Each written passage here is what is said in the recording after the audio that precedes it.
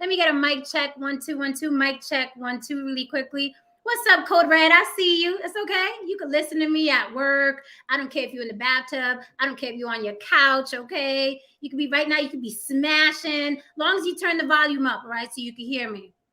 What's up, No Saint? Good. Here we go. Welcome to another episode of On the Block with Jen. I'm YouTube's bad girl and your favorite devil's advocate, Jen. Don't forget, you can reach me on all social media platforms, On the Block with Jen on TikTok, Instagram, Facebook, and more importantly, On the Block with Jen at Gmail.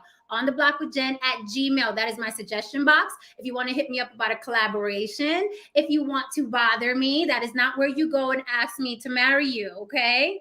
Don't go in there and do that, all right? You go in there, that's a suggestion box, okay? If you want to talk about a topic or you want me to dissect the topic with my panel, throw it on in there, okay? If you want to talk about interviews, collaborations, what have you, On the Block with Jen at Gmail. If you want to support the show and help Mama keep the church lights on, because you know we have church here every single day, hit me On the Block with Jen as well at my Cash App or throw it in the super chat. You know how I feel about super chats. I can hear you better and see you better when it's attached to money. I know it sounds crazy, but I can hear better when I see your comment attached to a super chat, okay? And if you don't know what the super chat is, because some people ask me, Jen, what's a super chat? Is the little dollar sign on the bottom right. You know where you go and talk all that crap about me and talk crap to each other. It's right there in the chat box, the dollar sign on the right. Feel free to be generous tonight. I have my drink. I hope you have yours. It's going to be spicy tonight, okay? Today's Freaky Friday. It's Friday the 13th. Watch, if you're out in the streets tonight,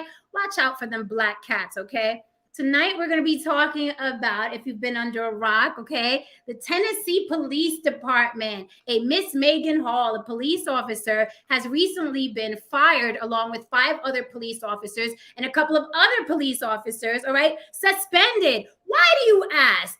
Why did they get rid of about 8 or so police officers? They're here to protect and serve. What did they do? Well, apparently it was girls gone wild at the precinct, okay?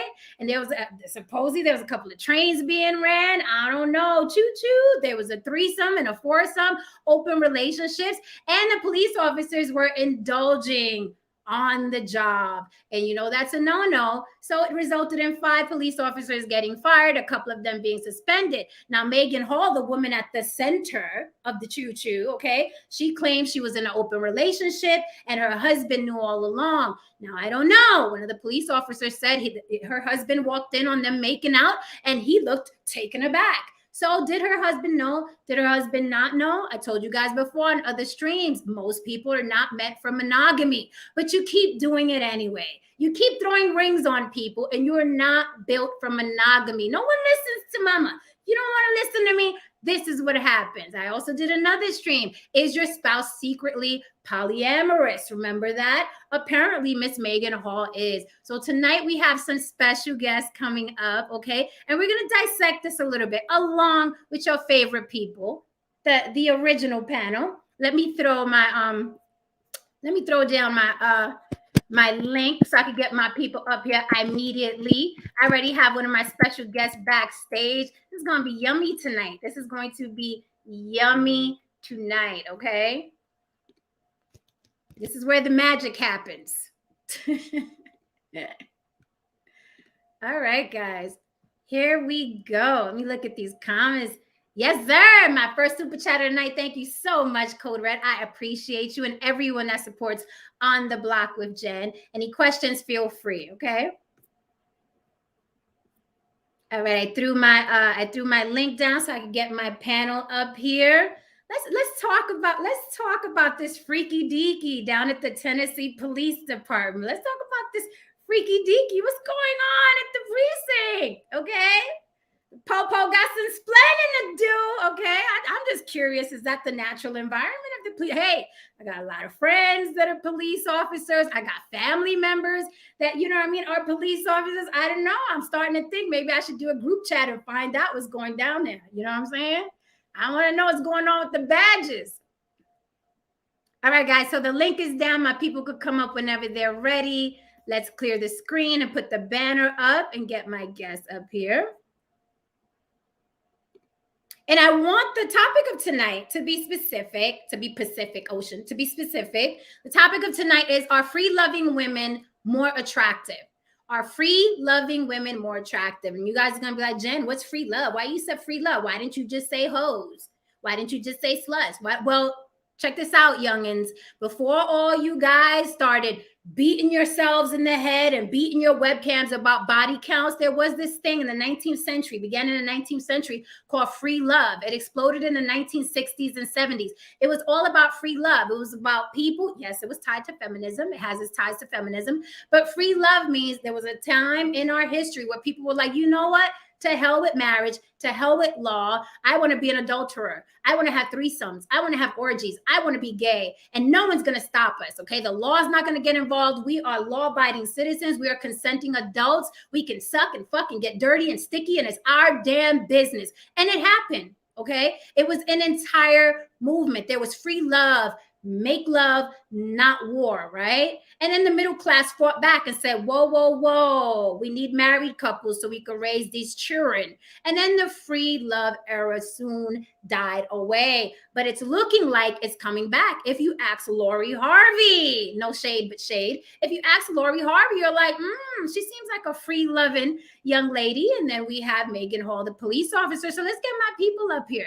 Let's get into this. Let's get into this free love thing, because we're far beyond, guys, okay, bashing women that are quote unquote hoes and sluts, this, that, and the third. We have proved that men love those type of women. Guys, the cat's out the bag. You can't deny it anymore. There's a line waiting for Lori Harvey, and no one cares about her body count. But I also said, is the body count worry a tax bracket issue? Is it rich men that don't give a damn about Lori Harvey's body count because everybody's waiting online for her? All the rich guys are waiting online for her, right? But all the guys that are complaining about body count, I don't know. Do you have 6 zeros in your bank account? Maybe that's a factor. Let me get my people up here. First of all, I want to introduce my special guest. He is a law enforcement supervisor, so we have some authority here. Welcome, Mike Rich. How are you, sir? Can't hear you. Let's hear you, baby. Let's hear you. Yo, what's up, Jen? You setting it off as always. Wow, you wow. Thank you. You're experiencing the block in person now. Okay, so speak. And I want to briefly tell people about our history. That's not really a history. Everyone knows I was on Kendra G. Okay, Singles Online, Kendra G. I was on that show. Okay, so every now and then, I love me some Kendra. We all watch the show, and if you haven't watched Kendra G, you have to watch Kendra G. It's like the best reality show on YouTube, hands down. Okay, I'm just waiting for her to get on TV because I know that's the next step. She's also a radio host in Chicago, so she's doing her thing. She's all over the place. Kendra G is the business. Anyway, long story short, I peek into Kendra G, and I see the handsome, supervisor, law enforcement supervisor, and I'm like, who this? Who this little piece of chocolate? Let me see. I'll follow him on Instagram. What's the girl hurt, right? And I was pleasantly pleased. Seems like a very nice guy. He's in the community. He loves the children. How could you not love Mike, right? So you never know. Listen, I heard he's coming out to Vegas. If we hang out and there's some sort of connection, we got to call Kendra back. We got to call Kendra back and let her know. Jay, you so funny. Look, man, you got an amazing background. I'm going to put my plant here to spruce up. There we go. Yeah, that's what I'm better. About. It's better. That's much better. So let me bring up my people, the lovely and talented from YB Limited, Lily. Hi, baby. Hello. How are you? And No Saint, our resident white voice. Hey, how do I sound? I got my new iPad finally, so I'm hoping. Nice. You look good. You sound good. Perfect. And you're not laying down. I appreciate that, No Saint. I do appreciate that. Because I'm home now. Awesome. All right, guys. So it seems like the chat is already popping. We got a lot of people in the room. Let's get into this and let's have some real talk. You know how Freaky Friday goes, okay? It is no holds barred. We talk about the sticky, the icky, the in and the out, pause, the in and the out, pause, okay? We talk about it all on Freaky Friday. And tonight we're going to get into, are free loving women more attractive? And hopefully the fellas will be honest. So No Saint, Lily, have you heard, Mike, have you heard of Megan Hall and the things that went down and up and in and out at the Tennessee Police Department. Do you guys hear about the story yet? She came to serve and protect. You got to be under a rock not to hear this one. I definitely heard about this. No, say, did you hear about it, Lily? I must be under a rock. I didn't hear Well, you weren't under Megan Hall. You mark yourself safe. Mark Right. yourself safe from being under Megan Hall. You can mark yourself safe. Like, Oh, okay. man. But you're the FD. How do you not know? You don't know what goes on in PD? You guys don't like gossip? I heard what you were talking about. Evidently, she was she was exploring her options. She was exploring her options, and apparently she had many. I Lily, feel like did you she hear about she was team building. it? Okay. You know, there's many different ways of team building. And I just feel like she was, like No Saint said, exploring her options. And I feel as though she was taking a more unconventional route of team bonding experience. Because from what I understand, the experience included not only, you know, her sleeping with her own husband, but sleeping with the other husbands on the in the department, as well as their wives. Correct. So, you know, I think she's very noble because she didn't leave anyone out, from what I understand. Okay. Now you know nobody loves me. Nobody loves you more than me, Lily. Okay. I'm gonna go on ahead and need the Freaky Friday answer to the question. Okay. This is Friday now. It's Friday the 13th. I got my little cranberry juice. Let's get it, Lily. Let's get it. I mean, like, this is very interesting. Like, she didn't waste now I'm gonna say this. We have a couple of people in the department. Now, I've heard about y'all. I've heard. Wait a minute. I've heard some things too. I've heard some things too. Go ahead, Lee. I got friends and relatives. Yep. Exactly. I got There's some stories, yeah. Yeah. Y'all piling it on now. Oh yeah, we started off. I'm coming out fighting. You can jump in at any time. I'm gonna jump in. I gotta hear this though, Lily. Let's hear it. So listen, between y'all and them airline pilots, I heard it goes down. Okay. and it ain't the only thing going down. All right. So that's what I've been hearing. And so and what the people are saying, you know, the good people, they say that y'all get around. See, the only thing is Miss Thing got caught because she was doing it in and out of. This is the thing. I may be a little crazy. I've thought about this today when I saw, you know, that we were going to do this. I was like, okay, before I go on their line, have I ever did it with anyone that I work with or mix like that type of business with pleasure? And I haven't. I can honestly say I have not. That's just one of my things. Like I pride myself on it. I don't look down on it. I'm just saying that's for me. And it's not because of some moral standard, you know, because I'm not the standard of moral, but it's just mostly because to keep down messiness. Yep. Where I have a firm rule that I don't shit where I lay, you know. So even like it goes as far as to like I never did the guys in the neighborhood. Like to y'all, I'm Mary Poppins. Right. Okay? As far as y'all concerned, I'm Mary Poppins. So it's like that. It works. My biggest thing is that she mixed a lot of business with a lot of pleasure. Now, because we love free love around here. It's just the mixing of the business and pleasure is where I come in at. My problem. Let's welcome Glenn Lawrence, actor and writer, and one of the established panelists on the Block. Glenn, sir. What's going on, everybody? How you guys doing? You guys doing good? Hey, Glenn. Doing good. Hey. So we have special guests. Okay. So I see you brought law enforcement since last week. Yesterday, the block was on fire. No, the block was hot. Okay. The block was on fire yesterday. Your fireman was not doing his job. He was laying down on the job, technically. And so we got to get some backup and get the police. I see that. I see what you're doing here. It's a whole new look. Okay. So what'd you hear so far? Because I didn't say what I've heard and seen, Mike. I didn't say. All right, let me jump in here. Let me jump in here real quick. So first of all, listen, there's stories out there about a lot of things. anytime there's stories about one specific place, that means that there's some kind of like allure around it, right? Like the thing about police to me, the thing about firefighters, EMTs, all these folks, right? These are people that keep themselves in shape. These are people that go through traumatic instances together. These are people that work together at all times of the night. And so to build that bond, it can get really, really bonded. And a lot of people Real find bonded. their wives. A lot of Real, people real find their, bonded. yeah. A lot of people find their wives. A lot of people find their husbands there. And look, are there some times where people maybe color outside the lines? Absolutely.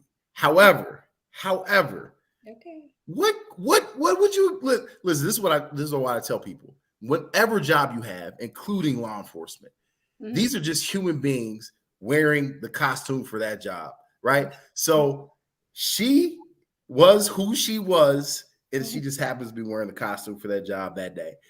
And the problem I have here, I agree with what you said, Lily. You can't mix the business with the pleasure in the context that she was on duty. This stuff was happening on duty. That's the part blew me away. They're getting paid for this. Paid for this? So is she considered a sex worker? What? Let me drink my cranberry juice now. Hold on. Right. Let me jump in now.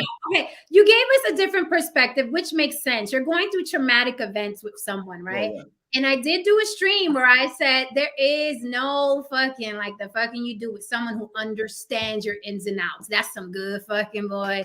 Someone who can relate to what you're going through day in and day out. Most of the affairs start where? At work. That is where most of the affairs start, because that person you're with day in and day out, right? And they can relate to what you're going through, right? Of course, your wife or your husband, they're going to be able to console you, baby, you okay? But your partner is going to be able to dissect what happened that day with you. So you put that spin on it. But, okay, this is what I heard, okay, from when I was a very, very little girl in the Bronx, and the PD used to roll by and be like, hey, and I used to be like, hey, right? Let me tell you what I used to hear. I used to hear that R&B singers and cops get all the ass. Hey, look, all I can say is this. We're people that happen to wear that costume. That costume brings a lot of attention. Now, how you handle it, right? Like, everybody's had all kinds of thoughts about doing all kinds of things, slapping your boss, cussing somebody out, whatever, right? The difference between the people in jail and the people not is that you acted on that impulse. And so I think there's some people that act on it. There's some people that don't. I do think the biggest thing she did here was she got caught. She got caught because she was too freely spreading the love. And what happens when you got like a small community, like some of these departments and just the community as a whole, is reputations get out there, things get around, and people get offended. We live in a society right now where maybe the law enforcement profession is not on the top of everybody's happy list. And so there are some folks within those organizations, within departments that say, listen, when I hear something like this come to light, I'm not going to stand for it. I'm going to tell on it, because I want us to be able to come to work and have that old school integrity that people think about, that old school trust in officers, that old school ability to walk down the street and wave and be a trusted figure, instead of somebody that's like either gonna do something bad to you while they're working or do something crazy with your husband or wife. So someone crossed that blue line? I mean, it could have been. I'm not sure how these things come out, but I can tell you there are some stories where you're sitting around, maybe you're working late and things are kind of quiet, and you say, man, finally a chance to breathe. Nobody's calling 911 right this second. And all of a sudden, you hear the radio cue up, and there's just full-blown moaning and groaning and gripping. And I say, oh my God, what's going on? So I've seen some stuff like that. I don't know who did it.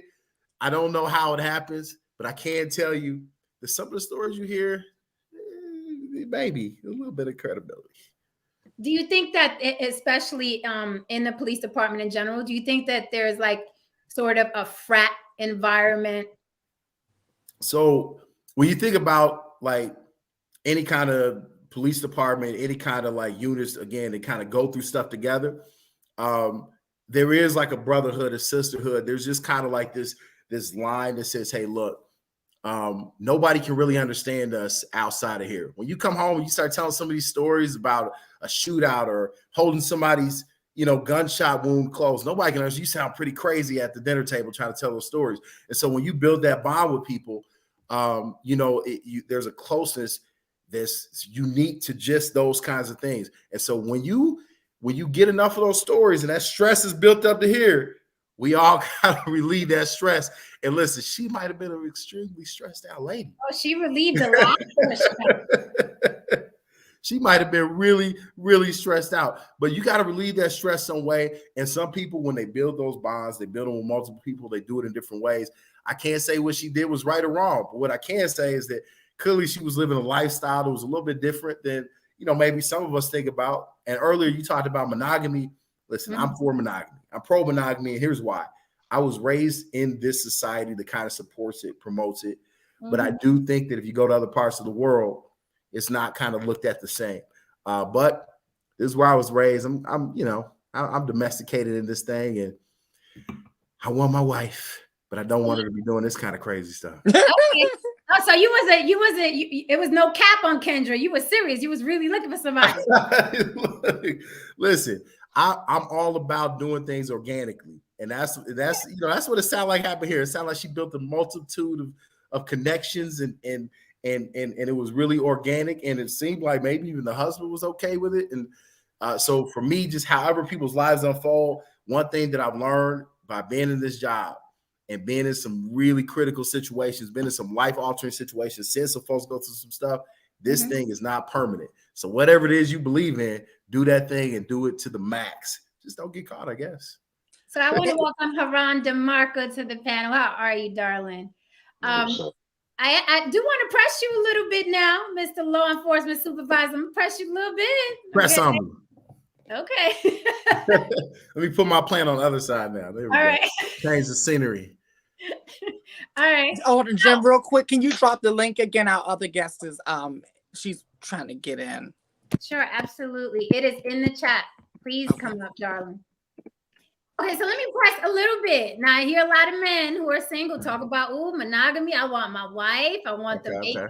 I want them bacon and eggs in the morning. I want them hugs when I come home from work, right? Let's say me and you get together. Everybody envision that. It's a nice vision, isn't it? Everybody's freaking funny. You picture that visually, me and Mike naked? Okay, so now that it's there, me and you were together. Hey, I'm not closing bullet wounds. I don't know what it's like to walk up on a corpse and it's beheaded.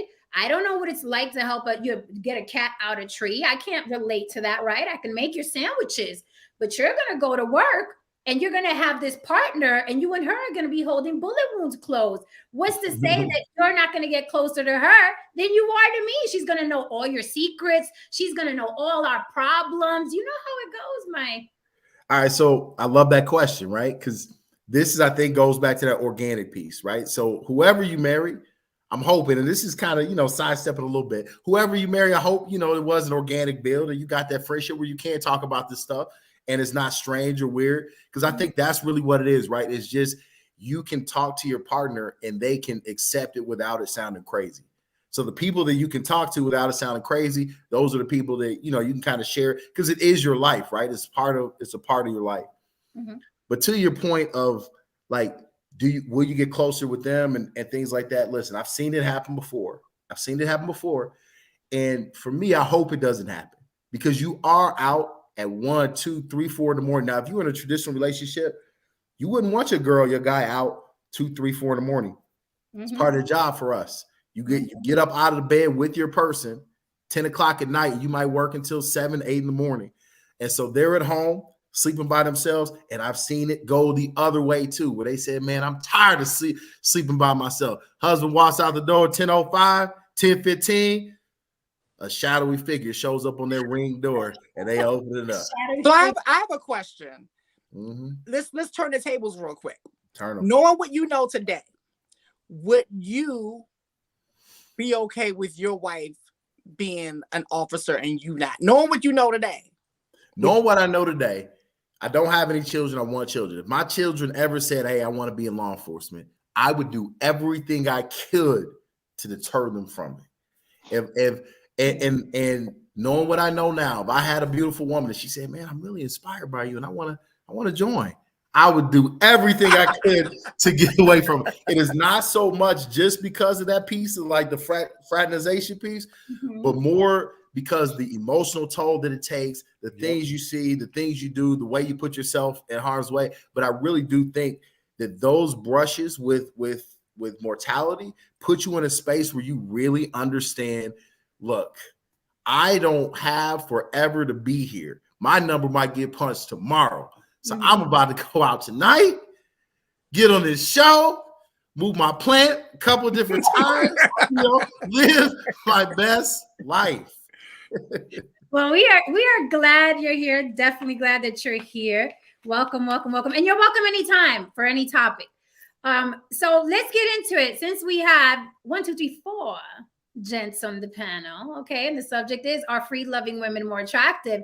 I don't want no capping tonight, okay? Freaky Friday is a no cap night. We will not cap on the Fridays, whether we are taken, married, single, polyamorous, or whatever. And I think we have a little of all of that on the panel. Are free-loving women more attractive? Say the Lori Harvey, who has just made it official. She's dating Damson Idris, the actor from Snowfall, the star actor, okay, Franklin Saint. Okay, they have just come out officially on Instagram. You know, when it's on Instagram, it's official. Now, Lori just broke up with Michael B. Jordan a couple months back. And this girl, you know, she's attached to Diddy and Diddy's son and Trey Songz and Future, right? And she always becomes, you know, official on Instagram. She's dating them all. But these men keep, right, getting online for her. Is it because of tax bracket? Is it because they don't care about body count on that level? Or is it because in general, free-loving women are more attractive and men in that tax bracket don't give a damn what you think? Let me, can I weigh in on that real quick? Yep. Look, being in this career field, there's a lot of people that leave it and they go get into like the personal protection aspect of things. And I've got some folks that are in that personal protection. They know some pretty big stars. And I've heard through the grapevine, particularly the lady you just mentioned, may or may not, I don't know if this is true, have a dating service where they date celebrities and make them look good. And so there isn't ever the intent to get married or really be serious, but to carry their persona up on the charts and then make an exit. That's what I heard. I don't know if it's true. So here's the thing. That's been going on since like black and white TVs. So I believe it. Yeah. That's been going on since black and white TVs.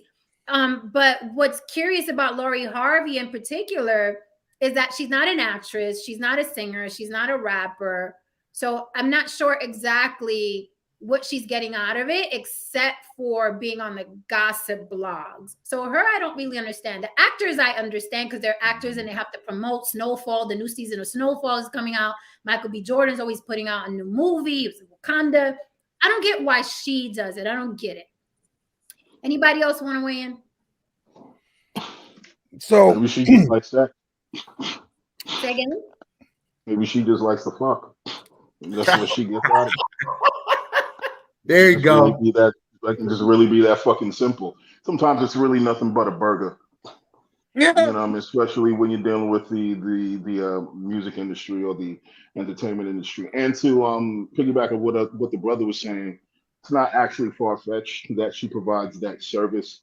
Trust that service has been provided to a lot of men since Rock Hudson in the 80s, and gay men needed beards and so on and so forth in the entertainment world. So that service has always been around for quite some time. And we also have to keep in mind that because of social media, one irony about the entertainment world, when I say the entertainment world, I'm talking about whether it be modeling, music, movies, and so on and so forth. People are just learning about what's been happening in that world, the world that we've been a part of for decades and we've known about.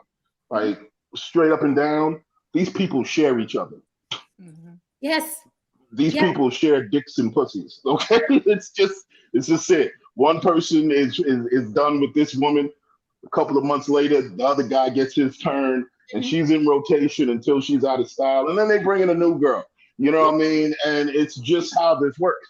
But that this is so shocking to people in the social media world because they've never really had a chance to peer into a lot of these things that were kept secret for so long. Right. But I think it's like, Hollywood, Hollyweird, the police department, working at Verizon, the post office. I mean, whoever you're around, that's who you're going to end up smashing. Like in any, in any circle. But going back to the PD, okay, like I said, I know I got some family members and some friends, and groups of guys used to go down to Dominican Republic and show me some videos and some pictures that were real interesting. You know anything about that, Mike? Listen, I've heard of some guys going down and doing some mission work, in different parts of the world. And I think it's a noble thing. I think it should continue. Yeah, they're trying to just like show love and appreciation for the different cultures and stuff. Thank you so much. And provide protection and law enforcement stuff. You gotta it's out of their jurisdiction. Stop it. Hey, I was law enforcement at one point in time. I know these things. He knows stuff.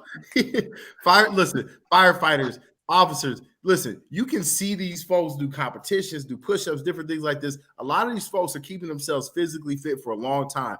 And so when you think about that, you also just have to roll into the realm of human nature that some of these folks are looking good. And then on top of that, you put a uniform on it, and then you say, all right, I'm going to put a uniform on you. I'm going to isolate you from your family, friends, and loved ones in a mindset that nobody really can understand. And then before you know it, you got a free radical out there trying to find some peace and stress relief.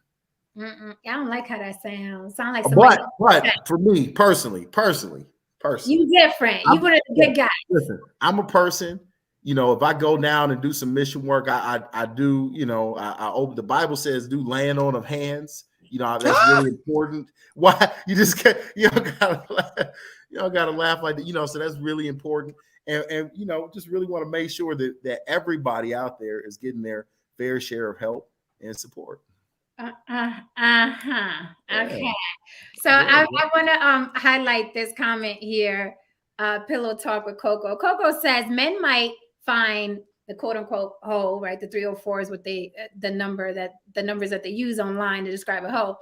Women desirable because they know they aren't going to be there forever. They can drop them when they get tired of them. Okay, so let's dissect this for a minute, right? Because I think the quote unquote hoe gets a bad rap, right? Because she's always ostracized or she's a throwaway, and men like a hoe because they're not gonna keep her or they get tired of her. But let's flip it a little bit. Let's push back on that a little bit. If your man is fucking a hoe, then he's tired of you. Oh, right? That's harsh. But it's true. But listen, this is the block. We're gonna tell it like it is, okay? If your man is fucking a hoe, then he's obviously tired of what you got. That's not far-fetched. Don't jump on that train. Come on. I mean, it's not necessarily jump on it. I said it's not far-fetched. Meaning that I'm acknowledging the train and I'm acknowledging that someone can jump on it. But I'm not necessarily saying that I wouldn't jump on it. So chew, taste it, chew. I didn't tell you swallow it, chew. Right. We can say this. To piggyback up what the gentleman was saying. One, there's two things that's really hard to beat in life, especially when it comes to human coupling. It's proximity and biology. And what he was explaining was essentially proximity and biology. And look, man, this goes for everybody, regardless of what profession you work in. Now, the more stressful the profession, yes, the more susceptible people are to clinging to each other and so on and so forth, because there's a degree of trauma bonding involved in that. Now, we're talking about, we're not even discussing, what lawyers do with each other. We're not even discussing what's happening in the marketing world or the finance world. Where cocaine replaces coffee. You know what I mean? Shit like that. We're not even discussing that. No, this is real. No, yeah, This I is heard about real the finance shit. world too. I forgot about This that. is real shit. Yeah. I'm a, you know what I mean? As a tech guy, I work very closely with finance dudes, and very few motherfuckers are wilder than finance motherfuckers. Okay, and the things that I've seen and the things that I've heard about are just wild. But anyway, what I'm saying is that when you are around, you know, people for 8 hours, 12 hours a day in your life, eventually those people are going to know you better than your spouse. Of They're going to course. know you better than the people that you're with. And eventually, yeah, something might happen. Look, man, I got caught out there a few days on There during it the is. company Here it comes. during the company party. I'll admit it. Okay, the drinks are flowing. Somebody's skirt is a little higher than 5 centimeters above regulation. You know what I mean? Shit happens. You know what I mean? I'm not gonna sit here and be like, yo, you know me. Like, no, it's happened, and we all just don't discuss it after Christmas break, because what happens at the company party stays at the company party.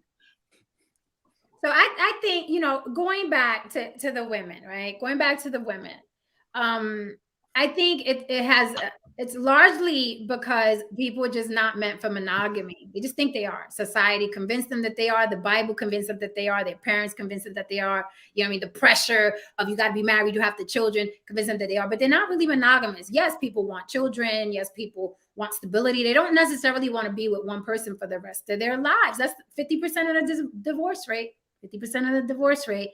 75 to 80% of women file for divorce. Okay, they file for divorce. That's a lot of divorce. Going back to what Coco said, Coco, come up. Coco said that's not necessarily true. He's training a client right now, so. Oh, okay. That's not necessarily true. There are statistics that show men with a wife and not tired of their wife, but the opportunity came up, and this is rare, so they took it. So here's the thing: statistic or no statistic, that man decided on that day that the thought of him fucking his wife that night was not more exciting than the hoe. No, it just meant at that moment. It just meant like fucking that. Well, because his wife wasn't there. This girl was there. Glenn, So it doesn't matter. Glenn, it doesn't matter if the moment was fleeting. The moment entailed. but she's talking because about this the is moment. The She's moment, talking this about the moment is more opportunity. exciting, okay? Because he got ass at home. Let's keep it 100. He got ass at home. But in that moment, he said, no, I don't want to get, I mean, that old mattress at home, I already know what that mattress is going to feel like. This, though. And that's proving your point, Jen. That's proving your point that most people, I believe that most people are not monogamous. It is our job, it is our personal job to figure out where do we fall on that spectrum, and then be honest with ourselves, and then be honest with our potential partner or partners, and go from there. You know, because I mean, this is you where can, most people cannot be monogamous. We can say that, okay, but that doesn't mean that you wait 1 second. But that doesn't mean that you shouldn't. You can't make a decision to be monogamous. You can choose to be monogamous, even deep down. If you don't, it's not necessarily your thing. You can choose to do that. Now, if you choose to do that, it is your responsibility to adhere to that. Do not deter from that. And if you don't, then yes, you are immoral in that space. Now, it's almost like saying people are not. We're not designed to be honest. No, I didn't say we are. I said that No, we're not. people, Everybody wants to. When people get in trouble, what's the first thing they do? People lie. People will lie just to get out of trouble. So then they're not created, or they're not made up to be honest. We're not just naturally honest people. It's not in our genes, right? Well, what do you have to do to make sure that you're not known as a liar? Well, you have to become honest. You have to be honest. You have to be, so you could do it. You could teach yourself. You could have the discipline to be honest, just like you can have the discipline to be monogamous. It's a choice. It's a but that's personal why choice.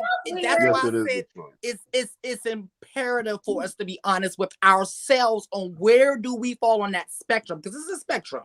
The way I look at it, some people have no business trying to even be monogamous. Like, child, stay up out of that lane. Okay, then you got some people who, like, that's just who they are. Like, I can't even imagine them not, having more than one partner. And then there's some people who kind of fall in the middle, and they can kind of go, so it's very important for us to figure that out. And that takes time. That's why I always tell young people, like when I see young people trying to be in these serious relationships and, you know, crying, like my cousin, she was staying with me and she's like young and pretty and 25. And I couldn't believe what I walked through and she was crying over, well, if you don't get up out my house, pretty young with a nice body crying over a piece of what? No, go by. Not in my house. Like, you're young. You're like, she's Lori Harvey, like, kind of, you know what I'm saying? Like, no, get up, get up. Okay, now. All right, listen. Let me brother over here trying to find out what's going on. Can I push back a little bit? Quick break. Yeah. I have some more guests in the back. Mike, read the private chat for me really quickly. Speaking of monogamy, how are you, Damien? I'm good. How you doing? And I want to also bring up another one of our special guests. I'm so grateful for Mike and Sugar Brown joining us tonight. How are you, lovely lady? Hi, I'm great. Thank you. Yay! Welcome. We got some good looking special guests tonight, if I do say so myself.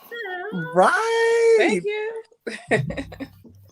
All right, guys. So Mike, you was about to pee on my leg and tell me it was rain. Yeah, look.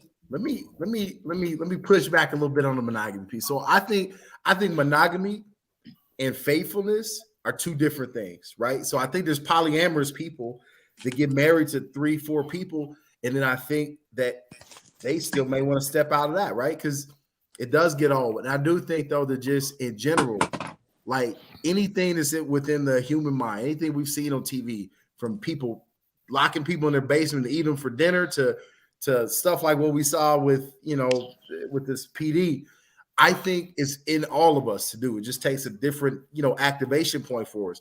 And so for me, in terms of like, does it get old? Are we monogamous at heart? Do we get tired of the same old thing every day? I think it's human nature to just get tired of things. I think we changed jobs several times. We changed clothes during eras. We changed everything. But then there's this one thing that we say, there's one person that you meet out of all the thousands of people that you meet, out of the billions of people in the world, you got to keep them forever. And I do think that that's a big one. That's a big one. But I do think that it's just human overall to change out all the stuff we do. But I agree with you 100%. And that's why I'm not a fan of marriage. I think that the people that are meant for monogamy are very, I'm talking about very rare, a very small percentage of the population is meant for marriage and can do it well. A lot of people think they like the idea of it from when they was very small. The Bible told them to, their parents told them to, society told them to, Hallmark told them to, Zales Diamonds told them to. Everybody's telling them that their life is supposed to be monogamy with another person. Then they get in, and then just like you said, 3, 6, 7 year itch.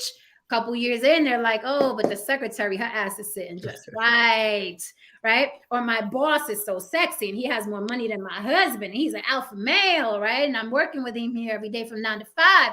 And I think it is natural for people to just be like, I want to see what that mouth do, right? But I love my husband and I love my wife. I'm not saying I don't love my husband and my wife, but that ass sitting just right. And I think that's natural. And I think if you feel that, you're not monogamous.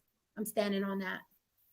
Oh, you think if you feel that? I mean, I think like if you get into that, like, oh wow!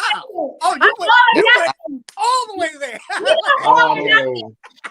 I don't know about that. All the time. I think like when you're looking about cheating, like to me, you have to take it back a little further than that, because cheating is very different when it comes to the sexes as well. There's more at risk and more in play when there's cheating going on between the sexes than they are. It's not just, they're not blanketly equal, you know, risks at across the board. So I think that has to turn it into a factor as well when you think about it, you know. But the question is like, why free loving women desirable? Look, nobody has a problem with hoes. Everybody just has a problem marrying a hoe. Okay, that's the problem guys have.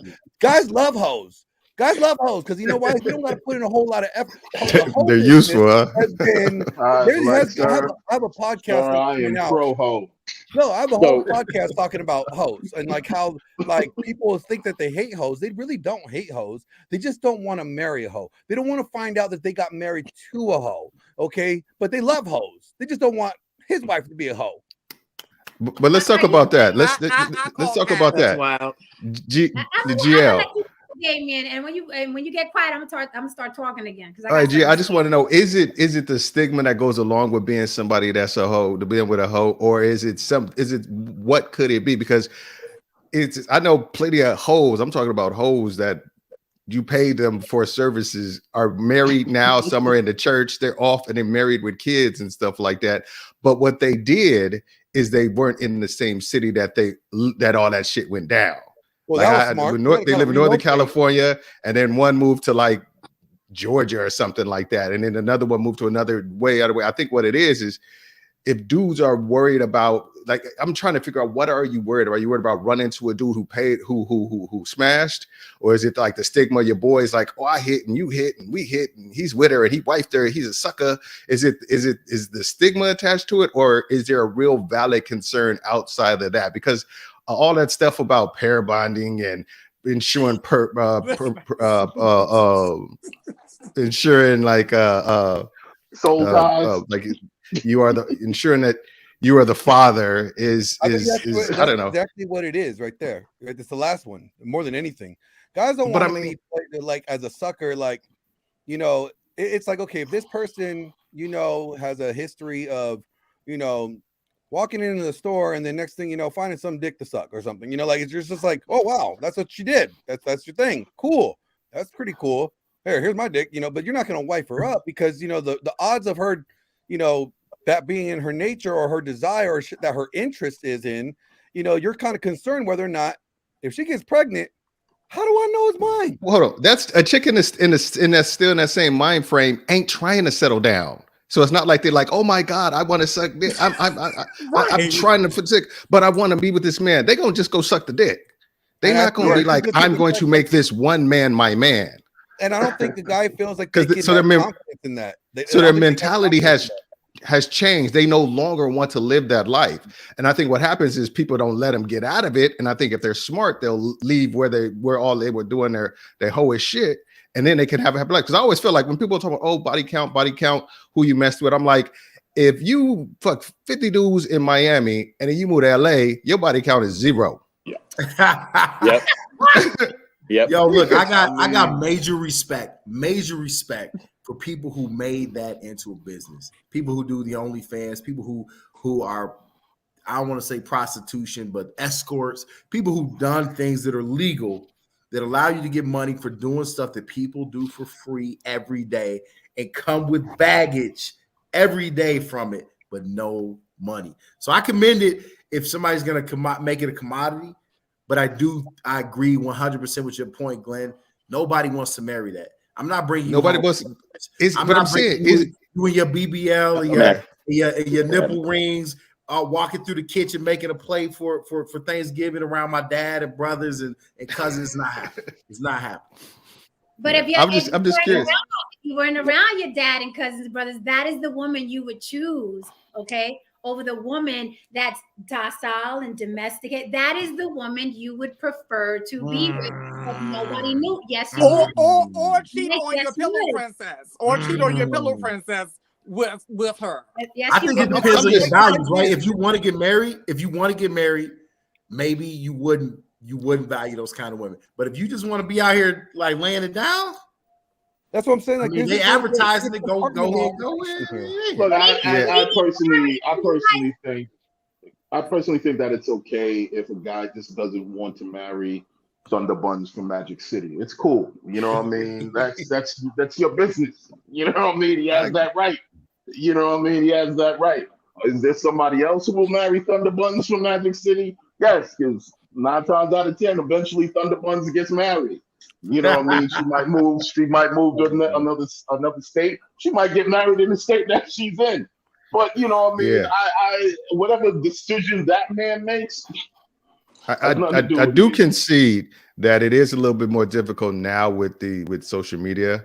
I was seeing all this before it was all this no social media and stuff like that, because that shit follows you now. You could move to understand and somebody could pull up a post your OnlyFans account you know, and be like, wasn't this you 8 years ago busting and wide Worldwide open with now. those 4 dudes? But here's the thing: if she's attractive, and that man is a man of means, he's not gonna care. Right. You guys hate when I say it, but They body don't. count is a tax bracket thing. You guys No, hate when I Hold on. it is Unless hold up.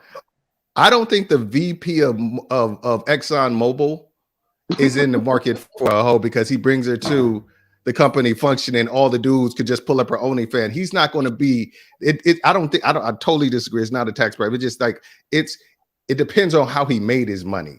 The person whose public image is part of his success and their job will absolutely care So then if why she did has Donald OnlyFans Trump out there. See, The who? Why did Donald Trump marry an escort? I was just about to say, like, Exactly. we had a whole And president. But hold on. He said married a that. high-end one years ago before there was any proof of it. But she's still an And It's escort. all word of Trump- mouth now. Oh no. Trump dated up. Trump dated up. Trump is ugly. He could never get that unless he had bread. He But wait one Exactly. second. Was But like, wait 1 oh, second. This is and Donald you guys' Trump, though. standard. This is Donald Trump. It fits his brand. This wild, wacky nonsense of like, I'm gonna go marry a fucking high-end escort. This is Donald Trump. I mean, Yeah, come but on, he man. married, We're but not- he married before. Look who he married before the escort. come on, no Saint, jump in there. the woman that he married before that. Yes. What was the name of the Marla woman that he Maples? married before that? Marla I Maples. don't even remember. I'm talking about Isn't there Marla Maples? Ivana. Ivana, whatever. I get like, the daughter and I get them mixed up. Yeah, she looked. Oh yeah, the one who looked like a Bond villain. Yeah, that chick. I mean, she did, man. What? I would like Sugar Brown is one of our special guests, and she's been very patient. And I have a lot of pushback for you fellas, but I'm gonna be quiet right now. Okay, Sugar Brown, what do you got to say? Okay. I'm sorry, my internet is like not that great. So you want me to comment on the whole thing? Well, see, that's another thing. I personally, Can you I don't hear like me? that word. Yeah, we can hear you. She might have a lag.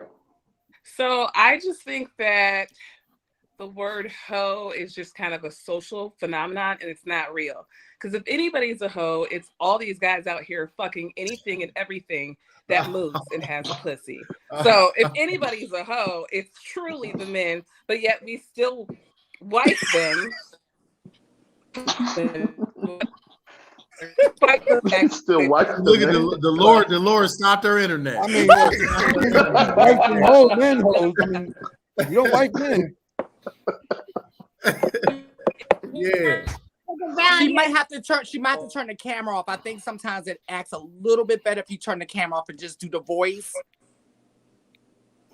Okay, hold on. I know that I do too.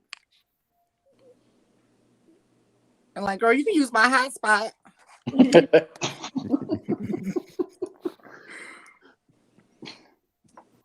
Okay, so while Sugar Brown fixes the internets. Jen, I think guys just don't care about being called a hoe. Guys And don't neither care. do these new girls. And neither do the new girls. Right, thank you. The guys don't care. Yeah, and the main reason you don't care is because there's no like social persecution for men being hoes. In fact, you're rewarded for being a hoe and getting as many women as possible. So the double standard is just ridiculous. That is why I think that those are just, you're boxed in.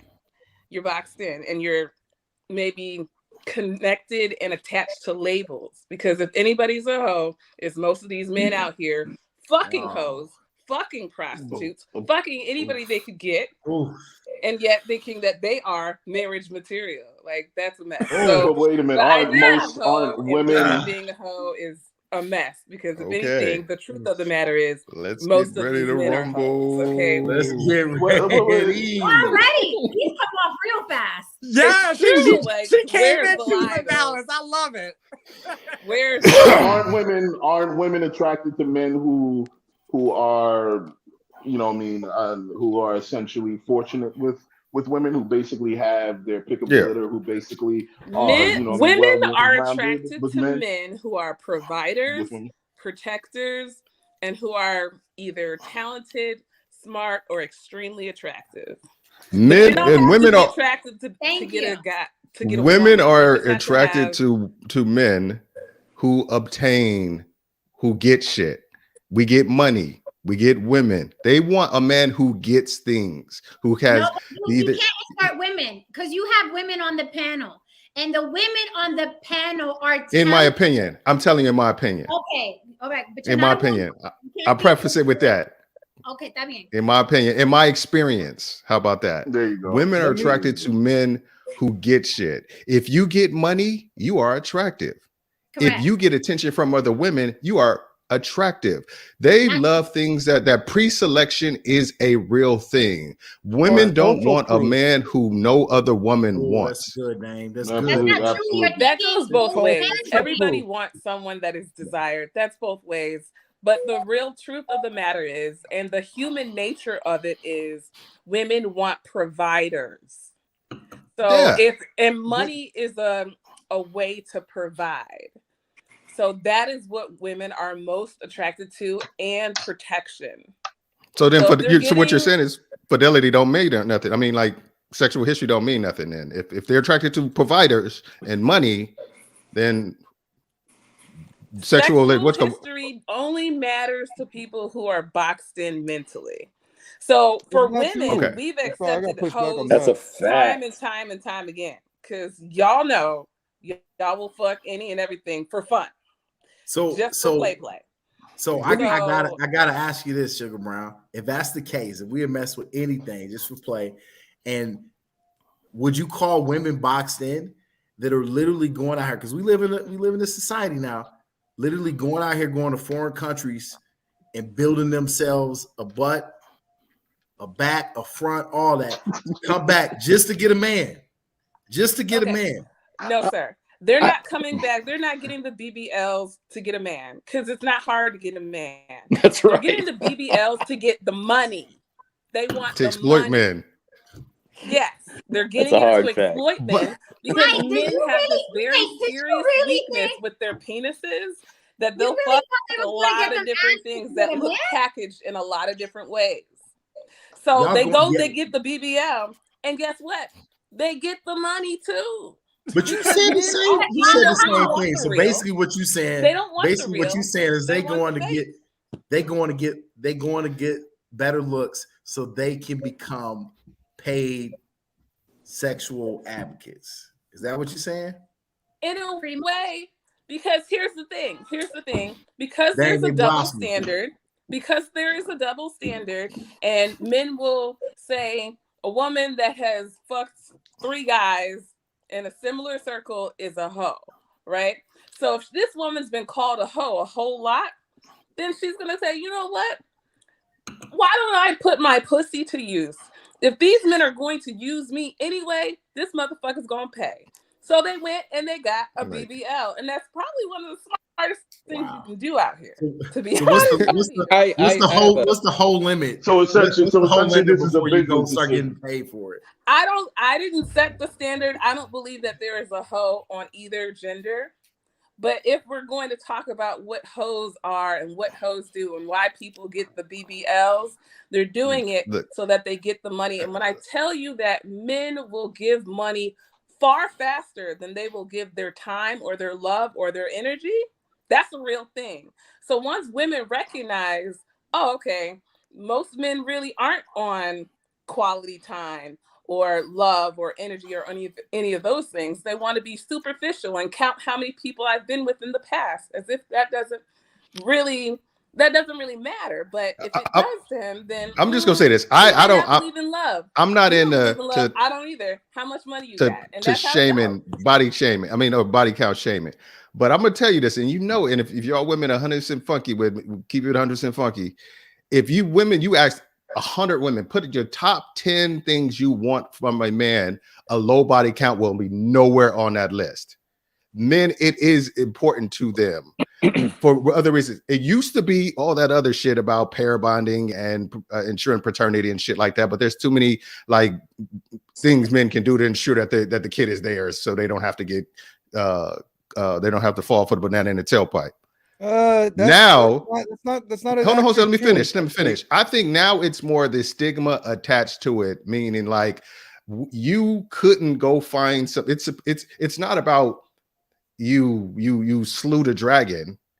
It's about you slew you slew the dragon that couldn't been caught, or the person. If everybody can get her, there's no challenge there, so there's no value to you. The conquest. That's what I'm saying. Somebody easy to get. Ain't nobody gonna be like, oh my God, it's the oh my God, you hooked up with what you call it? Oh, you must be of value. You must have game. If you can just if she's just giving it out willy nilly and there's no challenge to it, that has no value to a man, and that has no there's no value there. It has no value. So Damien has no value to men, because there are men who are betting women who are gorgeous, who have been with other men publicly over and over and over, who show their body, their pussy lips, their ass crack, their tits out, and men of means, not the Pookies and the Ray Rays, men of means and stature are waiting for that particular woman over there. So who are these men who won't get? Well, hold on. Yeah, they want to smash. There's a difference. There's smashing. Are they marrying them? Wait a minute. Let's one mic it. Wait a damn minute. Let me say one thing, okay? Because you have women running around doing this too, right? That whole, will they marry them? It doesn't matter, because the woman that you call hoe will tear down your whole empire because you prefer her over the mattress that's at home. So let's stop doing that. Let's stop acting like that ring is the end goal and that ring is important when the majority of men cheat. So let's stop acting like when you put, let me finish.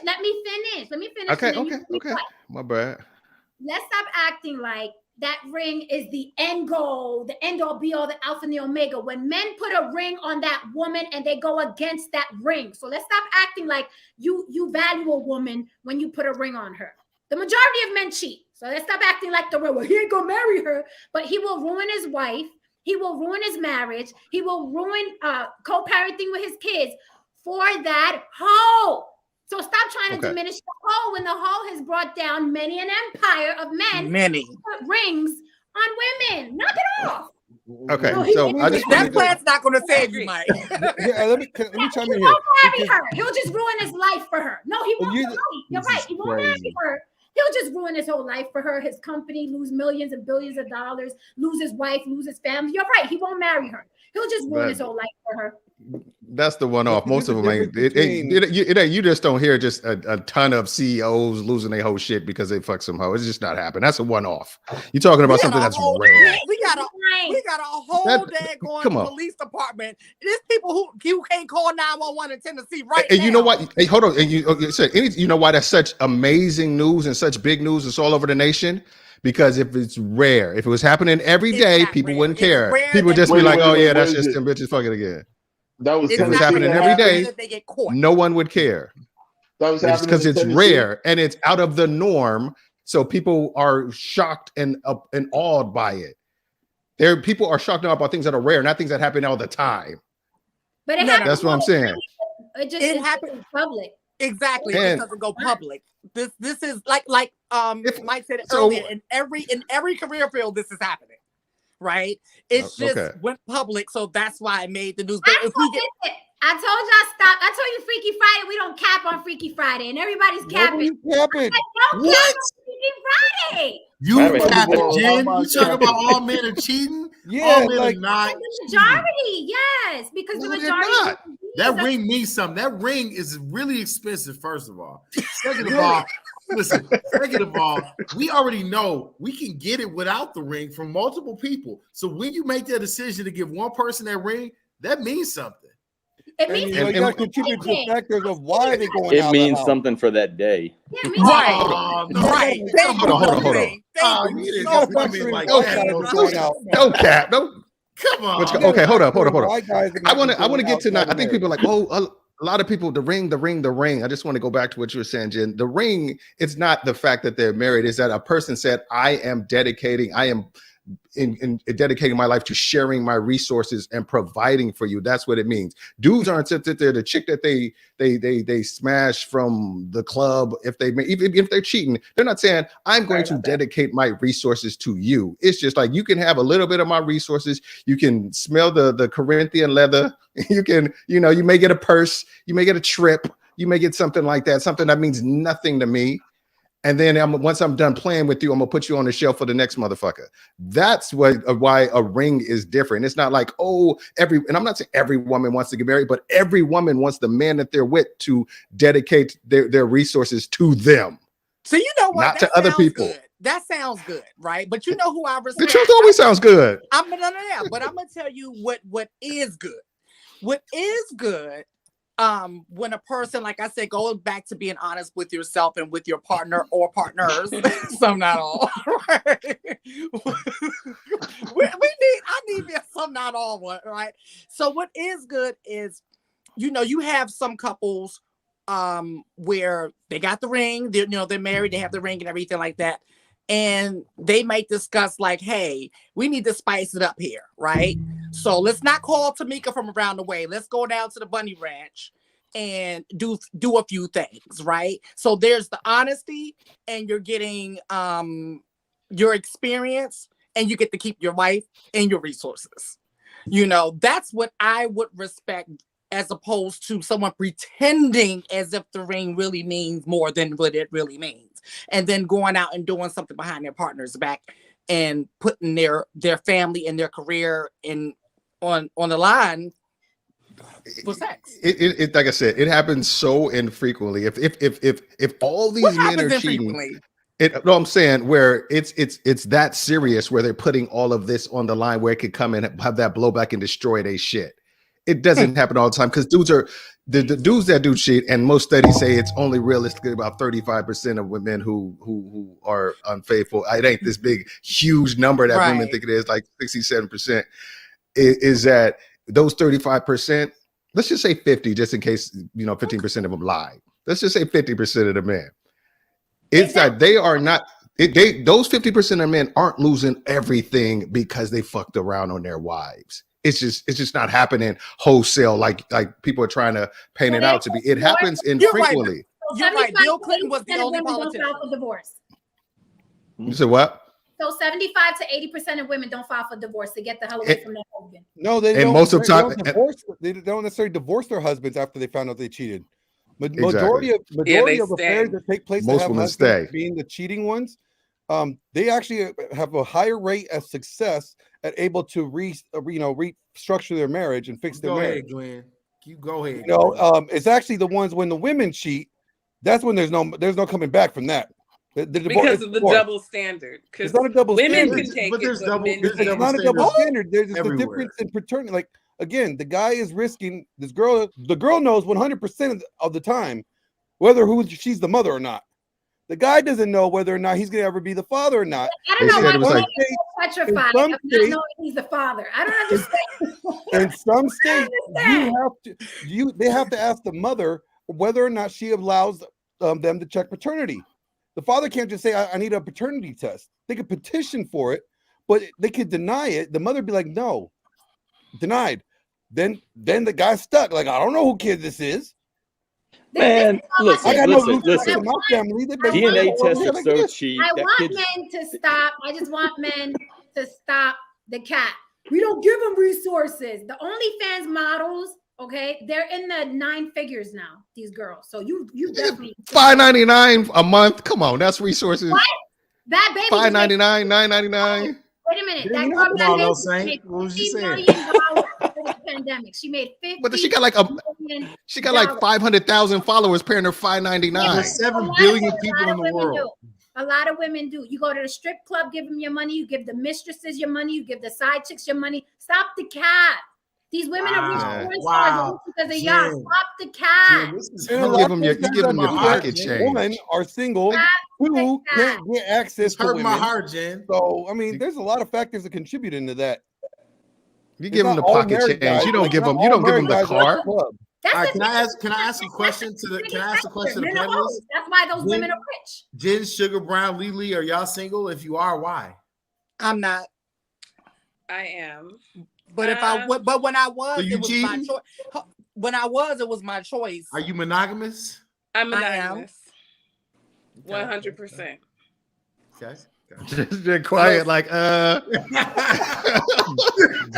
it's complicated. like But you're like, what day is it? What time is it? I'm mostly Depends on who's monogamous, asking. but- It's Like, Saturday. Friday the 13th, I'm free. Nah, I'm single. but I'm open to playing with other people as a partnership. So if that's, I don't know if that's fully monogamous, Oh. but like, Wait a minute. Wait. If What she happened? became a How police does- how officer, does- Jen, if she Wait. became a police officer, Jen, we'd have another Wait. kid. 1 second. Can you repeat that?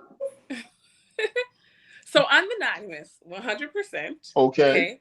But I would allow playing with other partners as a partner as a unit. So you're we're doing- believe in ethnic? Wait. So you technically believe in ethical Swinging. non-monogamy? Ethical Swinging. non-monogamy. That's what you believe in There you go, in some Lily, just call it what context. it is. I guess, and that's not necessarily something that I need, but That's not to, necessarily I guess, cheating. spice up Whoa, the whoa, whoa. relationship. Go ahead, we Sugar. There's a question you're not answering. You're not asking, What's the Haran. question? Because no, wait a minute. I'm letting her finish so I can fully gain the Okay. data, and I'm going to tell her. And there's a what question I that think. I'm hoping that you get to. No, go ahead. Go ahead. No. The question is, are we talking about with another man or with another No. woman? Dame. Wait a minute. Can you Look at finish, his hole please? seeping out. Look at his Can hole you seeping out. Can you finish, man?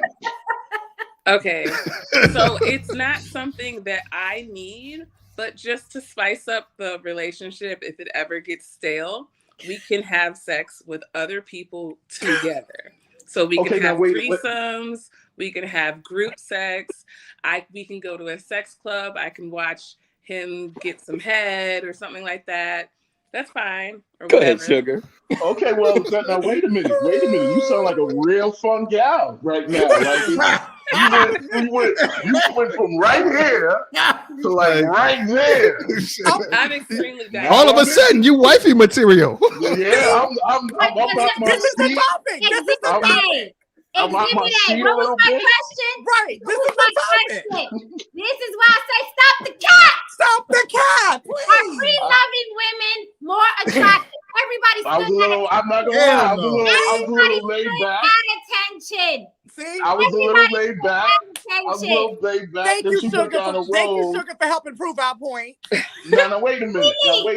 My laptop started leaning. Okay. Right. My laptop started leaning. Everybody started leaning towards Sugar Brown. Right.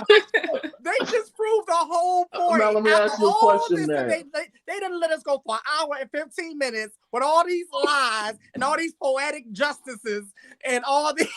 No, because when they No, look. No, I'm coming in radically. Man, let me ask a question. What Are is this free women contingent on? more attractive? Hell no. Ron trying to get the Man. breakdown. No. Yeah, I'm just really trying to hammer this real quick. Now, well, okay, poor choice of words. But anyway, what I'm saying here is this. You know what I mean? What is this contingent on? What is this contingent on? Like, does he have to be? You initially you said he has to be a provider. So I'm saying, like, this dude has to be able to be holding it down financially in order for him to get these perks. Correctly? Are we correct? Yeah, he has to just be holding me down. So for me, I am very self-sufficient. You know, Okay. I'm an entrepreneur. I make my own money. Okay. So the financial part isn't so much of like hold me down. It's like make sure you know that we can hold each other down and we can match each other's lifestyle. So let me ask you a question. Where are you located? You said my location? Yeah, you're the same. I'm in Houston. Okay, so if I could just ask you a real question, like, just give me a little ballpark. What are your monthly expenses looking like? I'm just asking. I'm just curious. I'm just gonna say. What's the number? Like, what's the number? My monthly expenses. He's like looking at his water, like, most okay. people cannot pay. Excuse me? You cannot pay. You more than likely, probably 90% of the people in the country cannot pay my monthly expenses. Okay. Which is why the money thing doesn't matter as much. Okay. You have to be able to match my lifestyle, though. Okay. So I don't need someone to take care of me financially. I'm good. So what I is need your someone to take lifestyle care of looking me like? emotionally, protect Oh, me. that's You can that's provide awesome. for me without giving me money. You know, So what is it? you Oh, can so you need- provide things like my car has all kinds of lights on it. I don't know where to take it. You can provide stuff like that. There's more than one way to be a provider, and men miss that a lot of the times. That smoking alarm blinking and beeping, change that battery. That's what I'm thinking. Like, it's the little things. It's the little things, right? It all matters. Let me just answer the question. Let me just jump in while Haran, you do your thing in a minute. I'm gonna let you get back to that interview in a minute. Just to answer your question, she's talking about something different than the topic of discussion. The topic of discussion, are they more attractive? But this is a mutually agreed upon thing at a couple. There's a difference between we doing this together, and then I'm just gonna have to deal with it as you as an individual. There's a difference between that. There's an agreement that she's talking about. She's not talking about I meet you at a bar and I find out half the bar, done hit. That's different. You can do as a couple. You can be as sexually open as you want to be because there's an agreement there, and then both people are getting some type of enjoyment out of it. A lot of dudes won't get enjoyment from the stigma that might be placed on them if they get with the chick who's been with half the bar. That's just facts. Damien, but I think that men tend to use exaggerations to make a point, right? If anybody were to tell me, meet me at a bar, and then let's say it was a man, and 10 women stand up and say, we all sucked his dick yesterday, of course I'm gonna be turned on. Right. I'm gonna be a little taken aback. I'm gonna be like, what kind of bar is this, right? So of course, similarly, a man would feel that you find out half the bar smashed, of course, but that's an exaggeration. When I say free loving, I mean a woman that doesn't care, right, of the stigma of the word hoe and the word slut and the word and this is where I hurt feelings. Y'all ready? Hold on to your nuts because I'm gonna hurt everybody's feelings. I'm gonna hurt them bad. But I told you, you're gonna like it here, but it's gonna hurt sometimes. Every single one of you, if you're with a woman right now, somebody done skeeted all up in that vagina. Yep. On all over, on the face, on the ass, all that. Face, it was in her eyelashes and her hair. She done sweated on him. He sweated on her. Okay. She tasted his nutsack over and over. I don't care if it's one man. I don't care if she has a low body count and it's only been 3. The point is that someone else was playing Etch-a-Sketch inside her vaginal canal. Okay. But so why were they doing it? Wait. Why was she allowing it to happen? Exactly. So when we use the word hoe, we have to be very careful. What does that count look like? Is it lower than your mother had?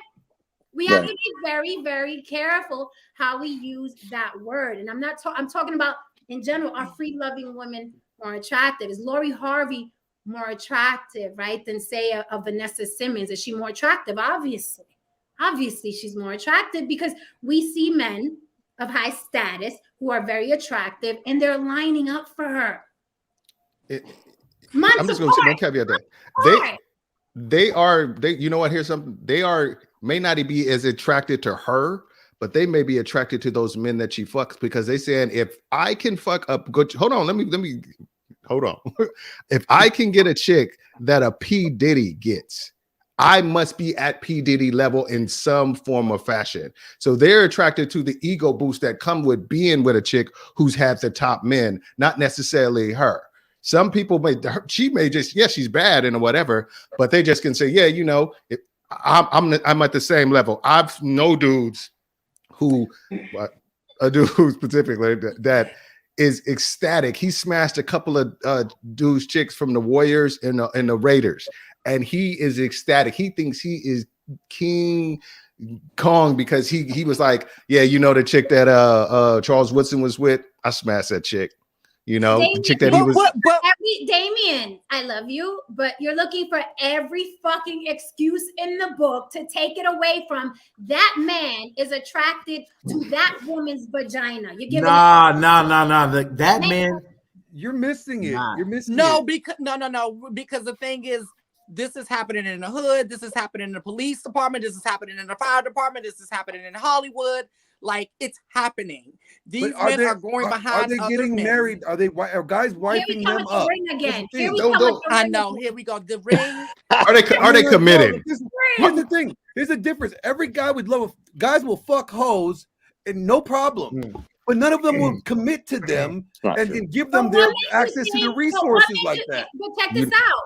What makes you have this thing in your mind, right? Women that whatever, let's say women that are promiscuous, women that are free loving, don't give a flying fuck about your ring. They don't want to be the bottom bitch. They don't want to be the one that's washing your shitty drawers. They want your money, they want your time, and they want your fun. They don't give a damn about your ring. So let's stop talking about the damn ring, please. Okay, let's say screw the ring. Screw the ring.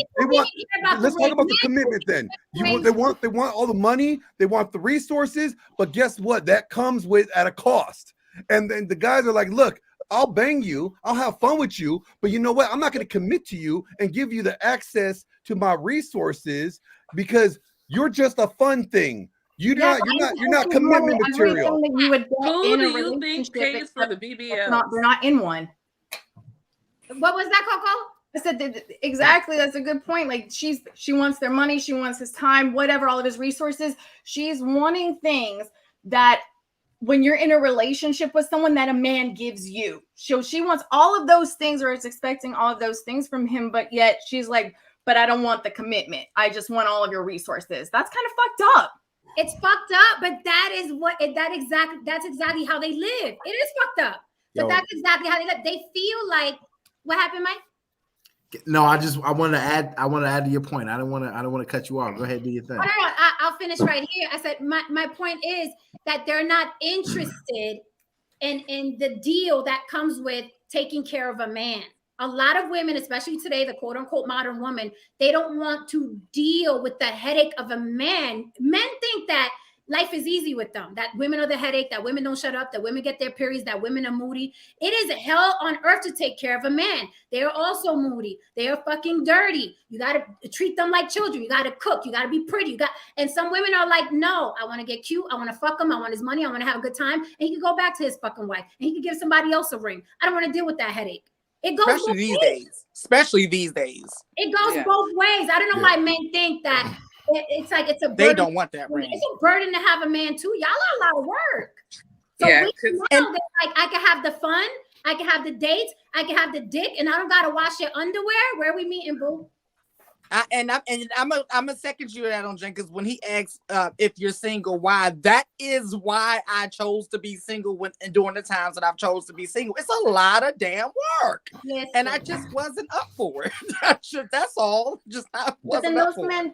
But then those men can't, or those women cannot get mad at men and say like men ain't shit and these men are stupid or whatever. If they're like, no, I don't want that kind of woman because I don't want you to just take my resources and then all of a sudden you just dip out and now I'm broke because I was trying to show you a good time. So those women don't really have a leg to stand on though, and they can't say crap about men if those men like, I don't find those women attractive or desirable. Can I add to that, Coco? You're absolutely right, but don't mix up two women. The women that are like, men ain't shit, blah, blah, blah. Those are the women that tried to be in a relationship and the guy fucked up. The women that want to have a good time don't give a damn about a guy being They would be butthurt if they got rejected though, because they want the guy. Like they picked the guy. They picked the guy because they like his resources, they like his look, they like his car, they like his house, whatever. They like his lifestyle. If that guy were to reject her, she's gonna be bitter because that's how women are. So no matter what, she has no feelings. Yeah, thank you, Coco. Thank you, Coco.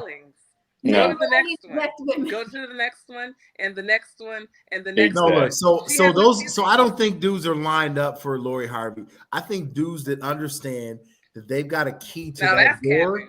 Right. I think dudes, I think dudes line up at the door that they have a key to, and the guys that are lined up for her just because we know her, right? So she's famous. But there's some chick in every city, in every state, in every department, and every core group that everybody wants, and it's because they know they have the key to get to her, right? And she just happens to be famous. But Lori Harvey's just another chick that happens to be fine, to me. right? I haven't met a woman. I don't think that people love bad chicks or like, you know, free girls. I just think in general, the people who think that they can be a suitor for that person line up for that person. I mean, I challenge it. I haven't met a chick who has that type of mentality. It's hard pressed for you to. It's hard for me to believe that a woman like that has the best self-esteem. Like, oh my God, I feel so great about what I'm doing. I love the fact that I'm just this rich person's play toy, and I get a Fendi bag here and there and some trips in which I don't think it's hard to believe that person is content. Woman, you mean in general? All I'm saying. No, I'm just saying. Oh, a woman who has that mentality, what you're saying is like, I don't want to marry you. I just want X, Y. I just want the trips, the fun or whatever, access to the resources, to the limited resources that you will give to me for a short period of time, and then you're done with me. It's hard to believe that person is walking around with the highest self-image. That's why I said men are getting left behind because you refuse to believe it. Right. That's why I said men are getting left behind because you refuse to believe it. The woman of today is damn near a man. And that is why men are getting more and more bitter because they refuse to believe women want dick, a good time, and money. That is where we are today, gentlemen. Yeah, this is not 1980, 90, 2000. There's a whole different woman. These women are making thousands of dollars by posting one picture on Instagram. It's a whole new world. Yeah, because we gotta realize why it new world. And we have to go back and realize why it was the way it was. Is because women, they didn't have the resources. They had to put up with cheating Charlie. You know, they had to, you know, because people always want to say, well, my grandmama, you know, they stuck together. No, she had nowhere to go. Like, it's just that damn simple. She didn't have no resources. But now these women have resources, they have options, and they have choices. Things have changed. The playing field has leveled, and people are mad. You know, social media. Let me tell you, Brittany, what's her name with the booty? Brittany Renner. Right. Brittany Renner. She's absolutely right when she said, I got more checks in my DMs than Nike. We have access to athletes who are millionaires. This ain't back in the day. Mm-hmm. I can show you my DMs. We have access to actors, to athletes, to celebrities. This ain't back in the day. So women are not hard pressed to find that one guy that's going to save them and take them out of poverty. These women are making their own money. They're getting their bodies done, and they're getting bodies done to make money.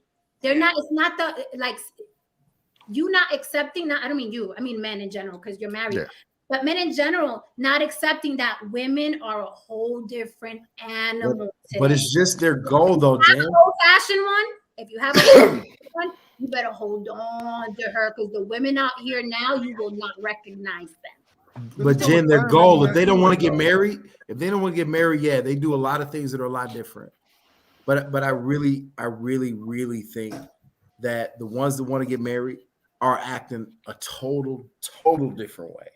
And the ones that are out there just kind of, you know, getting money and all those kinds of things, I think that later on they reflect on that life and they say, damn, I'm sitting here single with a 12-pound ass and you know, some boobies. See, but that's an old stigma. Like, men want to believe that. They want to believe that women, you know, Kevin Samuels made it, you know what I mean? The standard, right? Well, you're going to get old. These women are flipping their mind. I don't think you understand. You guys are in denial. Scroll through Instagram. But what about this? What about the men that are becoming women? They have makeup lines. These women are becoming millionaires overnight. This is a whole different brand of female. Yeah, but you're talking like the one-off though. This is not the majority. You know, you say you can go to majority. Look on Instagram. The average person makes the average like OnlyFans model. I'm sure Glenn will jump in with the correct number, but I think the average. Why would you think I know anything about OnlyFans models? No. Hold on. We know you know, Glenn. No. All I'm saying, GL, I'm just saying you informed and you read a lot and you hear stuff. I'm not saying that you got a subscription, my man. You better not. There's no because I saw Coco's face. She was like, no. Glenn stats. The only womenaintshit.com. His stats. The only thing, the average, if we just Google it, the average amount that a woman makes on OnlyFans is something like $300 a month. They ain't buying, they're not starting business. That what? Google it. Now I'll do some research. I'm gonna do some. Okay, that's a I'll do lie. this now. Google it. All right, so I have Google it. OnlyFans. Have you ever seen? How much my- are you making a month? Have you ever? You are lie. Have you ever seen my titties or my ass on Instagram? I make like $300 a month posting this. How y'all doing, everybody? Can you No, imagine? I mean, but everybody on OnlyFans don't look like you. That's what I'm saying. It's not. You think everybody on OnlyFans is bad? Listen, the people Men who don't care if they're aren't bad. They making want to see tits and ass. Men don't care if they're bad. They want to see toes. it doesn't matter. Like, as long as you have a right, let me vagina, Google you it. can make good money on OnlyFans. And then sometimes you don't Let's even need a Google it. vagina to make money on OnlyFans. Like, Okay. Hey you Jen, just can I need show to- you? Can I OnlyFans present that something? don't even show their Can- body. Present it. Can I put something up on the screen, please? Where'd you get the stat from, Glenn? Because you get. I just Googled. All I did was Google. Frat guys in college. All I did, I'm just showing you a Google page. That's fun. Frat guys in college. I'm just showing you a Google page. That's all I'm doing. I don't see it. Where's it at? Hold on. Glenn be like, no, 50 guys in the frat said. the reason if a woman isn't making a money on OnlyFans, it's because she's hiding it. Yeah. That's the only reason. Yep. $180 a month. What is That's $180 it's just what? she doesn't know what she's doing. Yeah, exactly. Exactly. So that means a bunch of women ain't out here starting businesses off OnlyFans money. What? Can you zoom in? So, but basically they can. They just didn't invest all the way. You have to be 100%. Time out. This is misleading. You gotta put in females. You need to put in females. Okay, put in females. That's misleading. Even though I'm not gonna believe even that. though OnlyFans is probably about 85% female, put in females as well. No. Man, listen. I don't know. I be hearing dudes who be doing it. They be like this. Listen, I'm straight until they start that OnlyFans. That doesn't even make sense. It doesn't make sense at all. It could be lower with the women, but who knows? That's what I'm saying. I'm like, They're hiding it. They're not promoting their own. It says OnlyFans stars make 270 times more than the average what? Because right here it says OnlyFans stars make 270 times more than the average what? Blow that one up. Click it up. I'm not about to believe that. I mean, that's telling low. you, That's what Instagram gives you. Which one? For reading. The truth hurts. The truth hurts. Who's saying? That's And someone in the chat just made a really good point too. OnlyFans is not only sexual content, so we would have to know out of the ones who post sexual content. And the ones who post feet pics. Listen, The left-handed ones and the ones that wear a hat. I get a word in. Wait. No, it is true. There are people on OnlyFans building paper planes. OnlyFans is not just ass and tits. You'd be surprised. All right, hold on. Okay, but I have a question. I mean, Jen, so like you were comment earlier, you're like women are out there making their own money, they're getting their bodies done, yada yada yada. They just want to have this, and this from a guy. So me being a woman, I'm like, what? But how is that? I don't understand how women find that actually desirable. I could seriously have a man that makes money, and all I have to do is cook for him, give him sex. Thank you, because I desire Coco. him. Thank you, Coco. Let her finish. I can go and get my nails done. I can get my hair done. If I want tits, I'll be like, hey, baby, I want a new pair of tits. Would you like some new tits on me? And he'd be like, hell yeah, let's get you some tits. And I can go to work out every single day. That is basically my duty. He gives me money to do these things. So why, if I can have the whole entire package, why is it that they're like, oh, well, I make my own money? Why would you want to? You have the opportunity to not to make money. You have the control. To just be. It's the control. Yeah, it's because I promise you this. I promise if a man is paying for your livelihood, there are things you can't wear. There are things you can't say. There are things that you can't do, places you can't go. That depends you on the can't man. be My free on your social media, as a however trophy you wife, want to, and because wanted you have me an to image flaunt to my protect stuff. him. That depends on the guy. That totally depends No, on the you type have of the man freedom you're to with. do all that stuff. The thing is, you just don't have the freedom to do that living with him, being married to him. Exactly. That's Exactly. That's Yeah, not saying that's you what I'm can't saying. do it.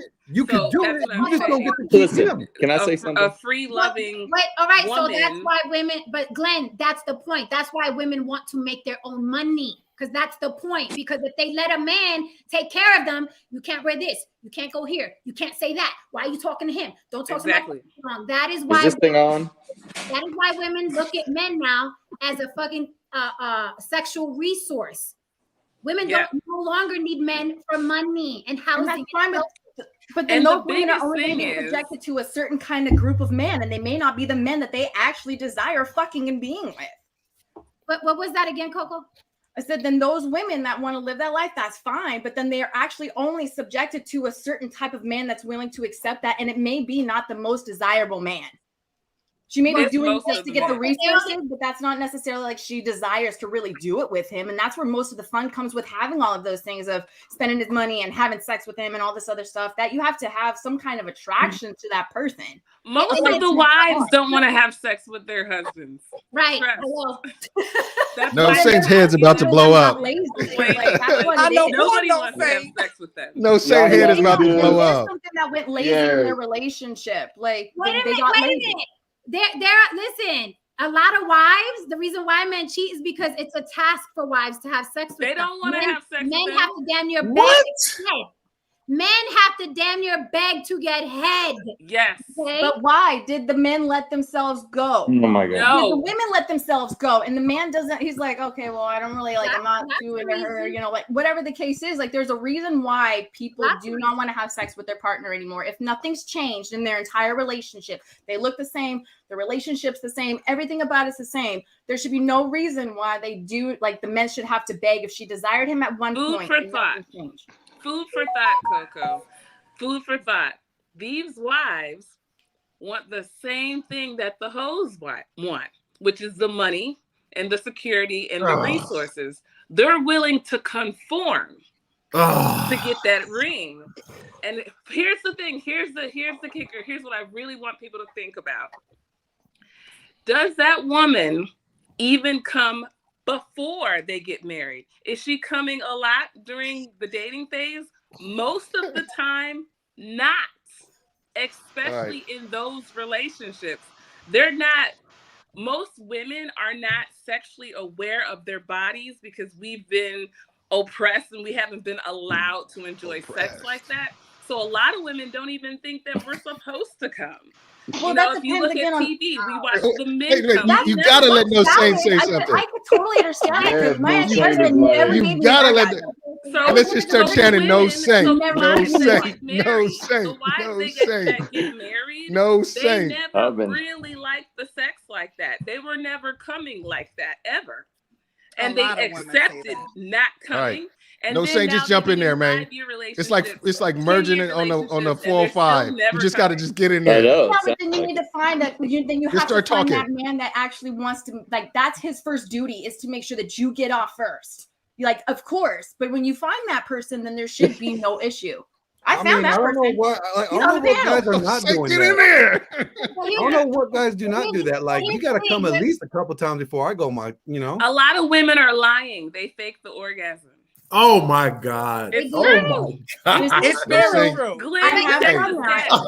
I have Act done like that it's a burning because building and I run did in not there, want to hurt his fireman. feelings because he was Excuse my me. ex-husband. There's a baby Excuse on the me. top floor.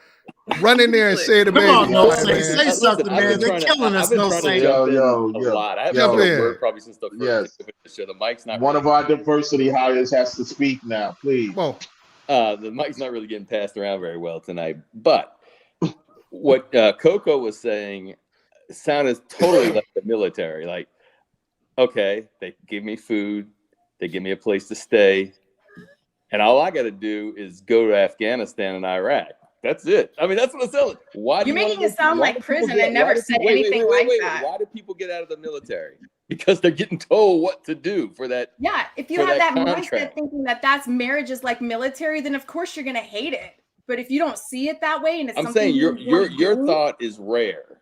Well, the main reason why a rare people get out of the military is because they don't meet the physical regulations anymore. That's I the meant truth. the physical People resume. Because I just wanted because they a got different. told what to do, when to do it, and they got in trouble if they did certain if they didn't follow the rules. But the payoff is if you stay in, you got all your stuff taken. You got your medical, you got your dental, you got.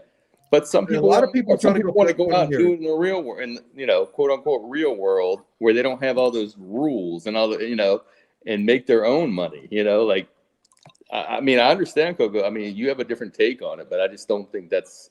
But it's not necessarily more than an understanding. Before you get into that relationship, before you get married, you guys discuss like what each other's roles are, and as long as you agree with that, and you're like, yeah, I could totally live with that, then there shouldn't be any problem. If you walk into it and things change.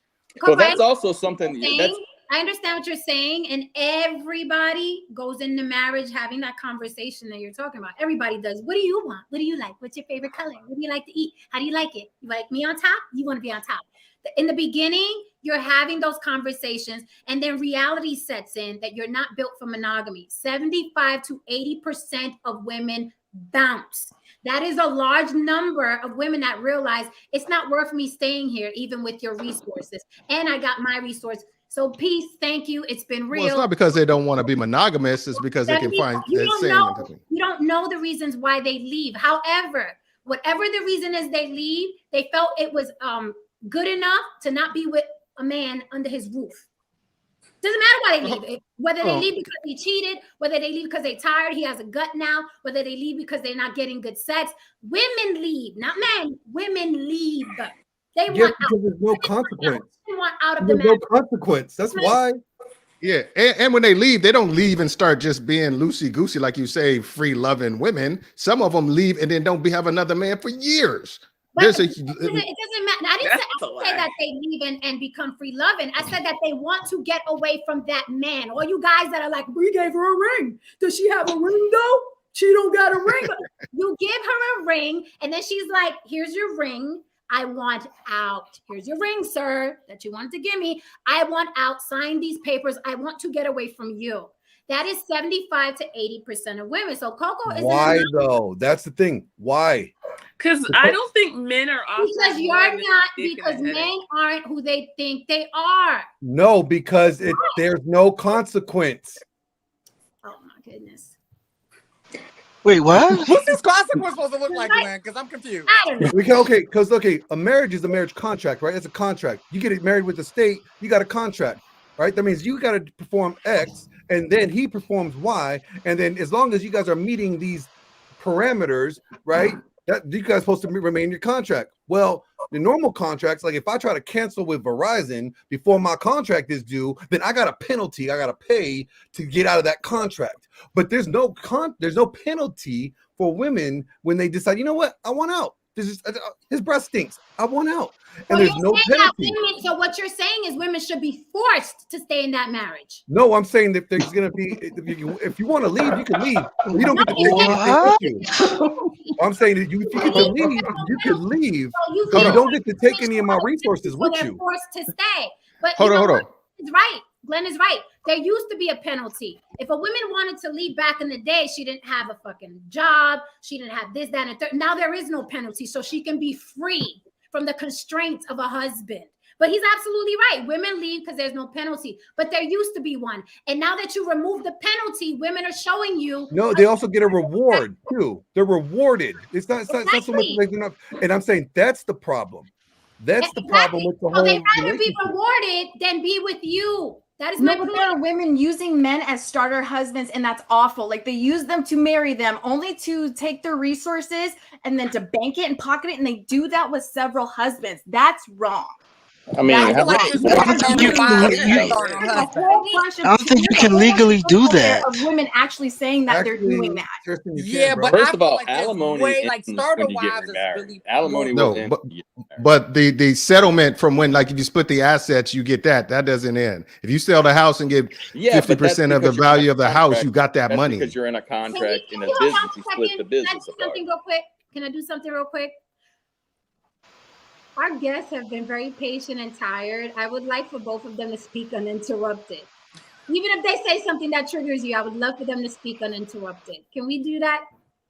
Can we let Sugar Brown speak, and then can we let Mike speak? Raging Bull, she's already taken, bro. Sorry, man. You can stop. Go ahead, Sugar. Yeah, I was just saying that I had a couple of things that I wanted to say over the course of what we've been talking about, but I think that men don't know what to offer now that women have resources, because men have been offering dick, money, and a headache, and now they don't know what to do now that women can get dildos and are making their own money. Now what the fuck? All they got is a headache left. So I just think that I think that's kind of the core issue. Like, think of more things to give and provide other than just money.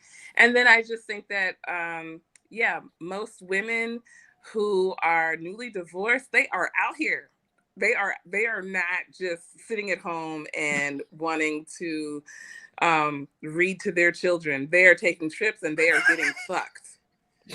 They are fucking as many people as possible to find the different ways that they can orgasm with different people. Trust and believe. You just These made women are not divorcees. sitting at home. I'm sorry. The hoes are the ex-wives. My bad. Okay, I'm done. Shout out to the new STDs. Mike. It's called condoms. Condoms. Yeah. So Sugar is calling everybody hoes, the ex-wives, the men, the women that get paid for it, all of it. So for me, this is where I'm at. I think that it does just depend on your value system and what you're looking for. If you are a person that's looking for marriage, then it probably behooves you to not kind of be out there that way and offer some things that are a little less tangible, right? The only thing for me that would make sense to marry is something that I can only get from that woman. And so that means, you know, your personality and the way you care for me and things of that nature. If you're talking about sex, I mean, the ugliest, fattest, worst off person in the world can find $300 somewhere someday and get some sex. Sex is easy to find. And so I think if we are talking about, you know, just being human beings and nobody being tied to the confines of like marriage or anything like that, I think we would all fall in that category. If somebody just said, hey, listen, nobody's got to be married. You can do everything you want to do and taxes will work out. I think a lot of people would say, hey, look, I'm going to just do what I'm going to do. But I think that there is some real value in finding somebody that really loves you and cares for you for who you are, because there is a point at some point where even if you don't look terrible or whatever else, your libido changes. Your thing down there don't work the same way it used to work, or it doesn't want the same thing it used to want. And you are, as a whole person, needing some things like care and compassion and just to roll up and lay down and lay up with somebody for the evening, even if you don't have sex. And I think those things are so valuable that if you get caught up into this whole I can make my own money thing and I can jump up and clap my cheeks thing, when that era is over, you will be sorely, sorely, sorely sorry that you did not invest in the whole human of who you are and not just the sexuality piece. I think I dropped a tear.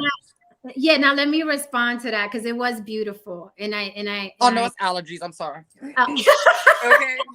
I want to. Oh shit! I want to validate what Mike said and what Sugar Brown said. Those things are true, right? We're all different. We're all individuals. But I will say this: we really have to get away from what we think is going to happen to people in the future. I think it's a very misogynistic point of view, and it's always geared towards the women, right? One day you're going to get tired of giving away that vagina and you're going to want someone to wipe your ass, right? There's always this fear. And marriage, if you notice, is pushed with fear. You don't want to be alone, do you? Who's going to wipe your ass when you're 85? Remember that. You got to have children. It's always pushed with fear, right? And the thing is that life is abundant, okay? You find love in so many different things. You find love with yourself. You fall in love with yourself in traveling and meeting people and in your career. And if you're, you know what I mean? If you're into the arts, there's so many things all the way up until you 105 that you can enjoy and never lay up against somebody. That is a fact. Women have done it. Women have done it. Men have done it. Okay. But there's this fear of who's going to wipe your ass when you're 85. You got to get somebody, right? There's this fear. I don't want to die alone. You have to understand that there are free-loving people out here, both men and women. They're like, I'm never gonna fucking settle down. I'm never gonna answer to a motherfucker in my life. My father's that way. My father's that way. My grandfather's There are people out here like that, but to constantly throw that fear on somebody, like, you know, one day you're gonna change. Yeah, we all change. Every year we change. Every year we change. I don't want to eat that no more. I don't want to date that type of guy no more. I don't want to date that type of girl no more. I don't want to live here anymore. I'm going to move to Alabama. I'm going to move to Hawaii. We're constantly changing. But for some reason, there's this pressure put on women like, you know, one day you're going to get tired of clapping your cheeks. Maybe she will clap her cheeks until she can't no more. And that's a maybe, though. Maybe. But you know, but there's maybes on both sides. Maybe you'll get married and get sick of your wife. Maybe she'll get sick of you. Maybe you'll cheat. Here's the thing, though. Like, this is what I'm saying. This is the only issue with that. I have no problem with that. The only issue is that there's still that group of people that were doing a whole lot of extracurricular activities, and while they're younger, and then when they're older, nobody wants to settle down with them. They're looking for that guy. No guy wants to, or no guy or woman wants to settle down with them, and then they mad about it. Glenn, but that's not gender specific. That's what I just said, guy or girl. Men die alone and miserable. Most men commit suicide. That's not gender specific. That's not geared towards women. That's not gender specific. Men die alone, lonely. They commit suicide because they can't. I said, did you hear what I said, though? Hear what I said? I said, they're doing all these extracurricular activities. They make a name for themselves doing that, and then nobody wants to settle down with them when they're older, and they're mad about that, can't find somebody to settle down with. And then they're like, where's my person? And then they're mad about it. And then it's like, but Glenn, then on the male side, you married and mad. And then you on the male side, like a lot of won't settle down. I just said both. I said there's both. So I'm saying, like, behaving that way does have a consequence that people need to realize that, yeah, you could do it. Nobody cares. Do you. Live your life the way you want to live. But then don't be mad if the life choices you made in the past end up coming back and not be keeping you from what you want in the future. That's not true at all. But Glenn, you can get married and take vows with someone, and they could cheat on you, and your life would be ruined that way. Life is a crapshoot. You think it's a guarantee you put a ring on somebody? Because you guys are like, you're always putting a ring on somebody. You think that putting a ring on somebody is a guarantee that you or her are going to sail off into the sunset forever, y'all and go old together and give each other your dentures till you're 95? You can I think that's the goal. That's the desire. That's the desire. But you know what's funny, Jen? It was something you just said, and I started thinking of, like, because, you know, I told you I keep elders in my life, right? And I knew quite a few, like both my great grandmothers on both sides made it to 101. You know, my mentor made it to 96. Like, I know a lot of people like 95 that made it past 95. And I'm like, damn, what they all have in common is they just stopped getting married and stopped getting in relationships. They were all single. They were like, forget all this. I don't want the stress. And I'm like, is that the key? Like, but my grandma lived to 95 and she was single. I'm just saying. And my grandfather died before her and he was married. I'll just leave it there. Yeah, I'm looking at the common denominator. I'm like, hold on, let me kind of reevaluate this thing. Yeah.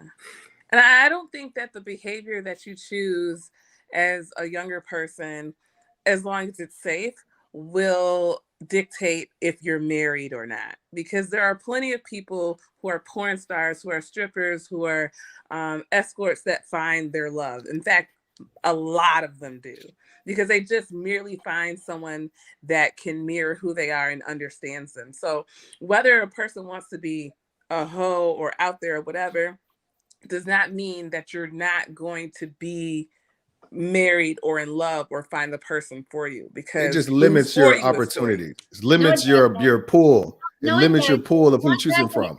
No, it doesn't. No, all right. You do this all the time. I'm telling you, as a man, and I'm sure most men would on this panel would concur. If you had a choice between a porn star and a chick who worked at a bank, but then most of them would bang the porn star, of course. And then if they're looking to get married, they would want to marry the person at the bank. And that person would cheat too. So they're banging both of them. That's all you're saying. I'm saying let's do a poll. Men on the panel. If you had to choose between you don't have to do a poll. The men on this panel, right, are not in her pool. That's what I said. Exactly. She's in an industry, and her pool is a lot smaller. No, her pool is as big as she wants it to be in her industry, in her environment. Okay, then Nah. hypothetically, let's do it a hypothetical. Hypothetically, guys, if you were in her pool, would you still want to wife her up? They do Or it would all you the just leave time. it? They do it Doesn't all matter the who it's time. No, Look at we're talking about the Superhead. guys in the panel, right? Listen, Married. Exactly. She's been married and divorced 4 times. well, Right. They listen, hear about the Look at head. Delicious. but I'm gonna Look at keep it. We're not I'm gonna gonna, do that. been We're not gonna married do and that because a lot of divorced. people on the panel are divorced and none of them are porn stars. I'm not talking about divorce. I'm just talking about how the length of it and the fact that it's just habitual, that it just seems to be an issue. Like I got divorced once and I learned my lesson and I saw what I did wrong. I learned what I'm not going to accept, and now different. And here I am 15 years later. Yeah, You know, but the it's not like I stats was are like, still the oh, same. and I stayed the same. So, Yeah. to the Regular porn people stars- got 5 marriages under their belt. Like that ain't. Yeah, These that's are regular people. So what You I'm gonna gotta say get to the aggressive, no saint. yeah, I know. To what I say to the porn star question is that first of all, there's a lot of guys that are trying to get with those porn stars, and I mean, no, not just to that. No. What I'm saying is it's all relevant too, right? Because like, what are we talking about? All things equal, would you want the porn star or the banker? I mean, it would have to be all things equal, right? If you're talking about a 400-pound banker. I'm talking about they look exactly the same. I love it. I'm just saying. But I mean, like, you're They moving the look the goalposts same. and changing the facts of it. Like, if they're Yeah, all they look equal, the same. Listen, I heard what Dame said about, he learned his lesson, but there's no cut out. You learned your lesson, and then you met someone. Maybe your wife now. It's all working out, and maybe that lesson that you learned helped. But there's no like cut out. Well, I learned my lesson. Now I'm going to be successful in the next marriage. It really is a lot more complicated than that. Well, I understood what marriage actually meant, so I took my vows more serious. So it changed me. I'm not saying that this is going to be burglary. If you get a divorce, I don't understand having 5 or 6 divorces. I just don't understand that. What are you learning from each of those failures? Because it is a failure. Because you failed to hold on. If you're gonna push back, you failed to. Why do people get married? It's not because you can stay with somebody for 20 years and never get married and have the same access to all the same stuff. But people get married. That's one thing. I married my wife and say I am making a vow to put the relationship first in all instances. So it's not. I'm like committing to specifically you, because I did that before I married you. I'm committing to making sure that the relationship is before my own individual and sometimes selfish needs. That's why I got married. I didn't get married for any other reason like that. I made a pledge and a vow to myself because I had already committed to my wife, so that's why I think if you go in it with that mentality, if it's just like, oh, it's just the next step. Oh, I should get married. Oh, we've been together long enough. Oh, she's begging me for a ring. Or, oh, I want to have kids. If you go in with like any reason other than I have decided to commit to this relationship and make sure that the relationship is at forefront, you do allow those other things to come in and like fuck up your situation. Well, you just described most marriages, Damien. You just described the reason. No, they don't. Yes. No, they don't. The majority of people get married for what they can get out of it.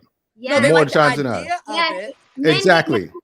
Men get married. All the reasons you gave is why people get married. Because her girlfriend got married and now I need a ring. Because my mama wants children. Yep. I'm not you're gonna have right. Oh yeah, that part. You're right. Because I want more stability. Because if we pool our money together and do the taxes, it'll be better. People get married for a myriad of reasons, so many different reasons. All right, I would say rarely it's love. It's usually love. I like fucking you right now. You like fucking me right now. Us fucking feels good, right? Until a couple of years pass. But people get married for all kinds of stupid reasons. My biological clock is ticking. I knew a guy, a police officer. A woman wanted to marry him, and I know you've heard these stories too. He was like, "I'm not ready to get married." She was married 3 months later to another cop. Mm-hmm. People get married for all kinds of different reasons. It's not, oh, I made a commitment to myself and I vowed to myself I was going to be with this person. I would say you're an outlier. Yeah, I feel like most marriages are that. They like the idea of it. It sounds good, all like, and there are very rare people you know, get married for the right reason. You know, things such as- Exactly. you know, Exactly. and so I that think talk. right. It's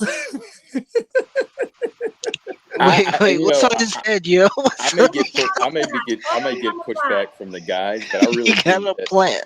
I might get Go pushback ahead. from guys on here, but I really think Sugar Brown is that's really a healthy. What she's talking about is really healthy because most people, I don't say most people, a lot of people are like that. A lot of people, and she's being honest with them. She's really being honest, where most people are not going to be honest about communication is always the healthiest way to go. But most communicating, right? Yeah, for sure. But what I want to know is this: we're talking about body counts, and first of all, I think guys fool themselves in thinking that not all, but that many of the girls that they think have a low body count don't really have as low body. They don't. They just feel they just want to feel that comfort that their woman is the angel, and they were messing around with all these hoes, and really their wife had that hoe phase. So what I want to know is, these so-called hoes, do you have is it a problem that they were hoes? Because maybe they, in your opinions, they were hoes, but then I was like Jen said, how many makes them a hoe, right? Maybe then all of a sudden they like guys, some guys say, oh, I sowed my oats, now I'm ready to settle down. So are they reformed then? Are they redeemable? Or are you just saying no, they're already they had that lifestyle, and I don't want anything to do with her. I want the one that tells me she only had like one. They only a hoe if you're aware of. Mike gotta go, so let's say goodbye to Mike. All right, Mike. Hey guys, listen, thank you so much. This has been absolutely incredible. You all are truly hilarious and truly amazing people. But thank you so much. All right, Mike. All right, brother. Peace out. Coco has to go. All right. Sorry, bye, Coco. Bye, Coco. Night, Coco. All right. You. So just let me answer the question that you just posed, or the quandary that you just posed. Is okay. Oh God. You basically asking, it's just like, God, you know what? I just totally lost my train of thought. So go on to the next one. I haven't seen a super chat. I haven't seen a super chat in an hour. I need a super chat. What was it? So I'm signing off. I am logging off. All right, and I'm dead serious. Yeah. Super chat in my chat. So wait, so now that I Somebody show me some love, please. Okay, help Mama keep the church lights on. Thank you. Okay, what is the topic about? I don't have an OnlyFans. It is what I do. I've been told you to do it. Just I started OnlyFans and just have OnlyFans. I got it. I got what I was thinking. Let me just say it. Okay, to kind of, I got what I was saying. The question you got it, because it's the difference is a dude wants to know what was your mentality going into being free spirit and free love. It was, you know what, I just want to enjoy and sample all the life's pleasures, and just so I can know what I like and just try it out and stuff like that. Are you doing it as a means? Are you using commoditizing your vagina to get things? Are you saying, I've slept with 50 people and I got this bag and I got this trip and I got this? Are you doing it? What was the mentality that you're bringing into the relationship? Is it one that there's a price on this vagina, and it may be a trip? Okay. It may be That's the reason why guys are like, okay. So give me I the think context this of is what the I hoism. think. I think guys are really jealous that they can't do it with their dicks. Facts. That's what I think. Because I guarantee if I get somebody to pay for me, I would. Yo, Dame, how much did Hallmark pay you to say that? Some men can. Some men can. Let me say this: a lot of the new age guys are. Like, they're changing too. It's not just the women that are changing. There's a lot of men who are stepping up like this. You're right. I think I do say though that women definitely have the advantage in that area, right? Because I mean, like, most of the strippers that are in gay bars are straight guys. Many of them are straight guys, and they're getting paid, dude, because they make. Where do they make the money? They make the money in the gay bars because that's. Women are gay. Sorry. My understanding, a lot of women are. They're fluid. They're very fluid. Most of some of them, but I'd say not. I mean, maybe in that atmosphere, and you got I don't know, what does you call those things? A little nitrous oxide or something like that. You pop one of the nitrous oxides, and maybe you know, you never know what happens. But I'm just saying, a lot of them are. I mean, many of them are not gay, or maybe they're like you said. Maybe Most of them are fluid. Most of them are sexually fluid. They're not straight. Yeah. I can tell you that. Well, thank Dudes you just want to know. my The women vision aren't back. straight either. Dudes want to know just you not bringing trauma into the relationship. You didn't wasn't in because you was low self-esteem, getting bust down because you were dumb. You know, if you own it and like I did it because I just wanted to have fun, that's different. But it's like I don't know, you know, if you really have no reason behind you were doing it, you were just doing it because you thought it was expected of you. Men don't want dumb chicks or don't want chicks who have like any kind of like trauma associated with being that sexually free or stuff like that. So that's what I'm saying. I know shit. I don't care about body count. I really could give a shit. But I'm just saying, you want to know in general, in the conversations I've had with men, the things I've read is that what was the reason for you being free? What was going through your mind as you were out in them streets?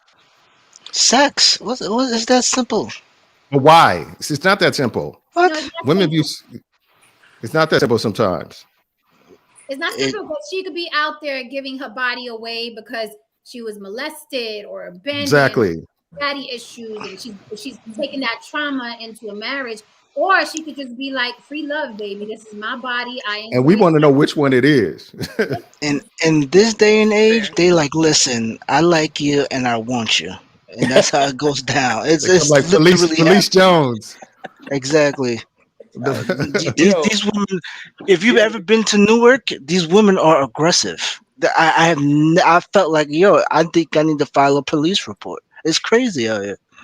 There's no such thing as a hoe. Sorry, guys. I mean, you can keep saying the word if you want, but there's no such thing. Like, and it's like just the word Jay-Z said with the word nigga. Well, we keep using it and it loses it. It's the same thing. It's just humans humaning. It's humans humaning.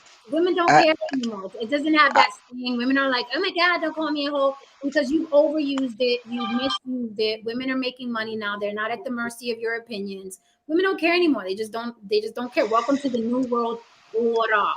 Okay. I want to ask the women, do y'all care? Like, is it even a consideration? Like, oh my God, you slept with 50 women before me. Why? I mean, does that even pop into your head? Yes. Especially in my vicinity. Because I'm sorry. I'm learning something new. Yeah. For me, it's important. I have an ego. Sorry. Oh, that's right. Damn, you wasn't here when Jen said that, and that whole panel blew up. Jen was like, "This, like, no, I don't want nobody man sleeping with everybody." She's like, "I don't," and the whole panel blew up. I'm like, "Yeah, y'all don't get none anyway. So why y'all so mad at her?" That shit was hilarious. I know. I've never had the conversation. Wait. Can I ask a question? What's an acceptable body count for a man? No, for me, it's not the body count per se. It's my vicinity, my proximity. Like, I don't. It's one. If we know the same people and the same, like, I don't. Oh, so you don't care if you fuck 50 motherfuckers just as long as you don't know any of those 50 and none of those 50 are around you. Yeah, pretty much. Okay. Well, you don't care about it. Because that's jealousy or something that's going on. It's not, you don't care about that. I just said I have a big ego. Like, I'm very There clear. you go. Okay. I have an ego too. It's the same thing with me. Like, but you guys know I'm extreme. I don't want to meet your fucking baby mother. That bitch fucked your dick at one point. I don't want to meet that bitch. Why she go to such extreme? I don't apologize for that. Are you saying somebody? I don't know who said it was like, Jen come from the place you cheated on me before I met you. You know. It's like if I dream you cheated on me, I'm waking up and I'm beating your ass. I'm putting soap bars in a. How dare you cheat on me before I even met you? Yo, that's mad prison styles, huh? I will say, like, you know, when I've dated people who were public figures and everywhere we went, like, women were all that turned me off. And that's why I don't understand when men say women want men that other women want. I do not. I don't even. I don't, because it's an ego boost. I don't walk in a place like, yeah, everybody want my man. That's a headache for me. I don't like women because they're competing with other women. You don't feel the need to compete with other women. Other women feel the need to compete with other women and show that I'm better than that bitch. That's why you see you'll see I don't know why I keep bringing this back to like in the pimp game. It's like you'll see an ugly ass dude with bad chicks, and you be like, how is he getting these bad chicks? It's because he pits the women against himself because each woman want to show that other chick I'm better than you. I'm what's good, and that's what happened at the club. You see the NBA players in the VIP section with the chicks. The chick be like, I'm better than all those bitches. Let me go up there and pull that NBA player. That's how it is. Women. You said what? I did that before. Because you better than them other chicks, weren't you? Listen, it was an R&B singer, and you all know him.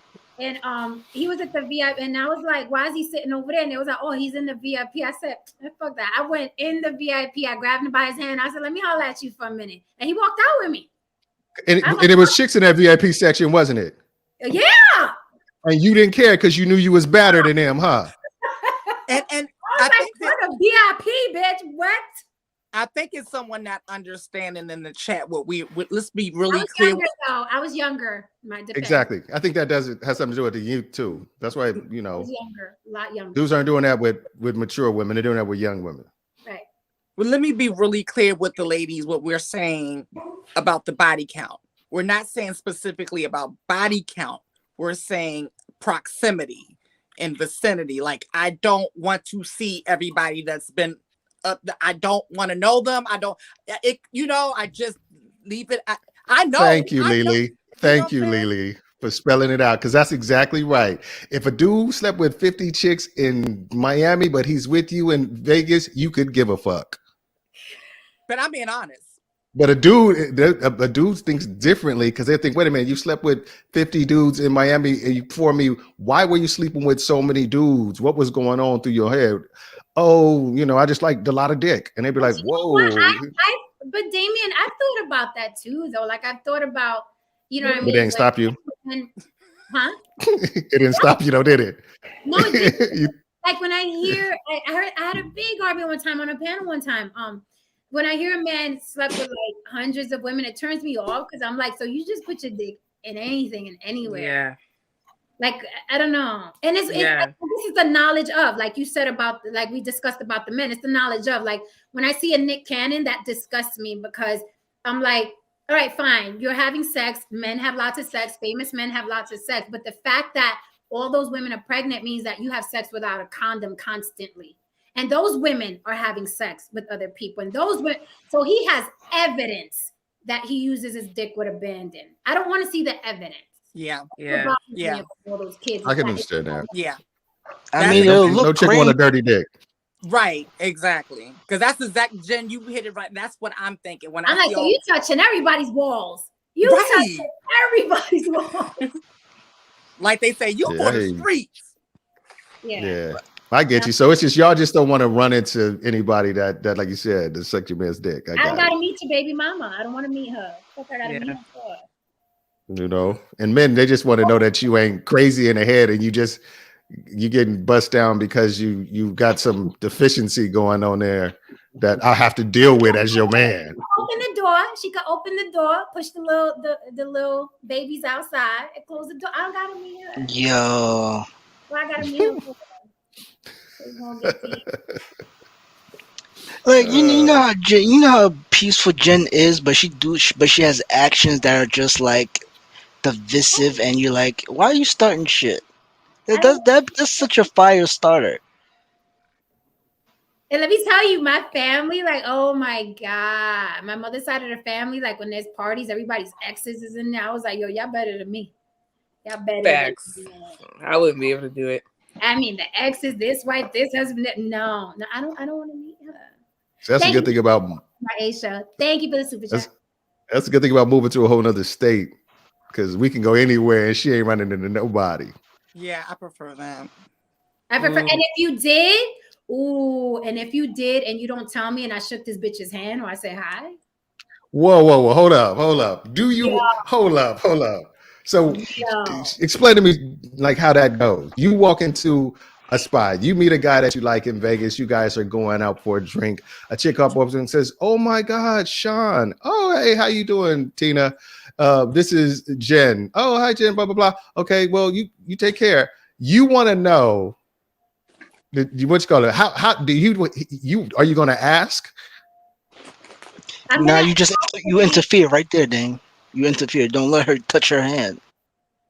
I'm gonna ask if like we get closer. I'm gonna ask because I don't. I don't want to. Remember Tina? I don't remember know. Tina 3 weeks ago? Yeah. I go to Helen Keller mode. I go into Helen Keller mode. I don't want to know. Like, let me be Helen Keller. Let me pretend. Like, I gotta know. I gotta know because bitch is a cat. That's true. I want to know. So I would feel like she has. I don't want anyone to feel like they got the upper hand on me. I always want to have ammunition. So if anything This is what happens, let's but say this is what I tell my wife. This is what I tell my wife. But you know what? I was with a guy once, and I didn't tell him about the guy that whose hand he just struck or whatever. And just as calmly, the guy looked over at me. He went, "You fucked that nigga, didn't you?" I mean, just as calm, like he felt the energy. Something like oh my God. Men can tell by the hug. We can tell by the hug. Dudes make it real obvious. If The they dude that was dude. making it obvious that he was feeling the way though. Yeah, you watch God. Dudes don't hide it as well as women might hide it. Women can act like they met you once in church, knowing that she was bouncing on your balls like the LA Clippers. You know, they can just make it real. When I was younger, I did that a few times, and I've be like, "Yo, where my hug at? How you been? Blah blah blah." And I'm just right in front of her. You still look good. Like you know, I was younger though. I was younger at the time though. Yeah, I was young though and arrogant as fuck at the time. So now I wouldn't do no shit like that. Good. I'm glad everybody grew up, and I think that although it was like pulling teeth, Sugar Brown proved that yes, indeed, honey, free loving women are more attractive. Okay, yeah, we went the long way, but we got there. We had to fill in the time. Definitely. I mean, it depends on what you're attracted to. Like what exactly the. Nah, Dame. It's too late, Dame. It's too late. It's been settled. We settled this. It's too late. There's no caveats. The kangaroo court. Well, you shoes all Khaleesi last night, so yes. She was scorched earth last night. Yo, Damien, when I seen you lean back and put your hat down, I was like, I'm just trying to get nothing on me. I'm like, oh shit, the blood is flying. You know, people was texting me all day about last night's show, and really, they were laughing. I edited it out. I know they remember. Oh, yeah. So somebody text me about it. They're like this. They're like, "Oh, you came up last night." I'm like, "Yeah, I was fucking asleep." I said, "Now y'all annoying the fuck out of me." I said, "Listen." I'm like, yeah, she went from Jen on the Block to Satan in Hell. I'm telling you. She was like what she was like that. What was that scene from American History? Had curb stomping people. She was just like bite the curb. She went from Jen on the Block. She went from Jen on the Block to Jen in the Yard, man. Jen in the Yard last night, but it was on point because it was focused and it was in defense of us boys, of the boys. So I just sat back and was just like, go DJ, that's my DJ. Go DJ, that's my DJ. Word up, get a hitter. Fuck these niggas. every male was hit behind Jen that day. Like, everybody got their big sister that night. Like, a word. You said something. I'm my sister. She was like, talk to me. I'll talk back. Yeah, I see Damien lean back and put his hat down. Yo, I was like, don't fucking make me laugh because I'm gonna get this out. Oh shit! I wanted my dragon. I was like, oh my god, I got it. It was funny. I've been laughing about that all day. It was funny. And then like a few people were saying about the other girl, Veganisa, they was like, and she didn't leave. She stayed to the end till we put her out. Like, I would have been left. We ran for a whole hour. Like, you ever seen them like world star hip hop pictures when the chick gets beat up and get dragged and she keeps walking up to the person that's dragging her? You're like, why ain't you just get in your car and drive away? Right. I'm like, girl, I'm having second embarrassment at this point. Go. like go away. Sugar Brown, can you tell us about a little bit about what you do and where we can follow you and what you got coming up? Believe it or not, I recognized your picture when Lily sent it to me, and I was like, I was gonna get tickets to her Vegas show. Has she been to Vegas? And Lily was like, yeah. I was like, I remember the picture with the milk. Yeah, I remember. I was about to sit up. Like, what you say? I heard milk and what happened? Oh yeah, my logo is milk kind of coming down my body. It's a beautiful shot, in my opinion. It's very beautiful with you, because everybody's like, "Oh, you're the one with the milk." I didn't forget it. I didn't forget it. As soon as I saw it, I was like, "Has she been to Vegas?" Yes, I had a Vegas residency for 2.5 years. Wow. So, I do a lot of things.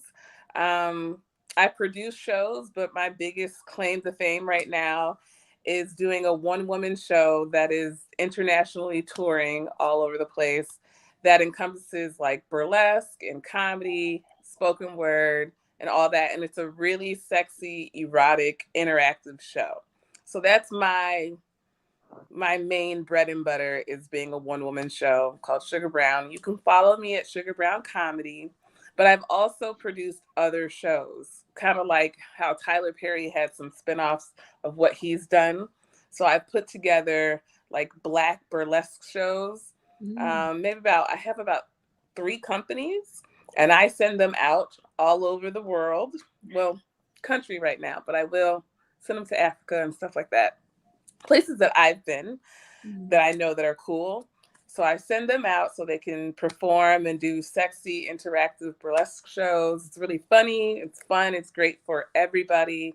You really get to know who your spouse is a lot. When I tell you, married people do not know who they are married to. They do not know because my show will bring out the truth in people and their sexuality and things that they like and all those other things. I didn't know you didn't have a gag reflex.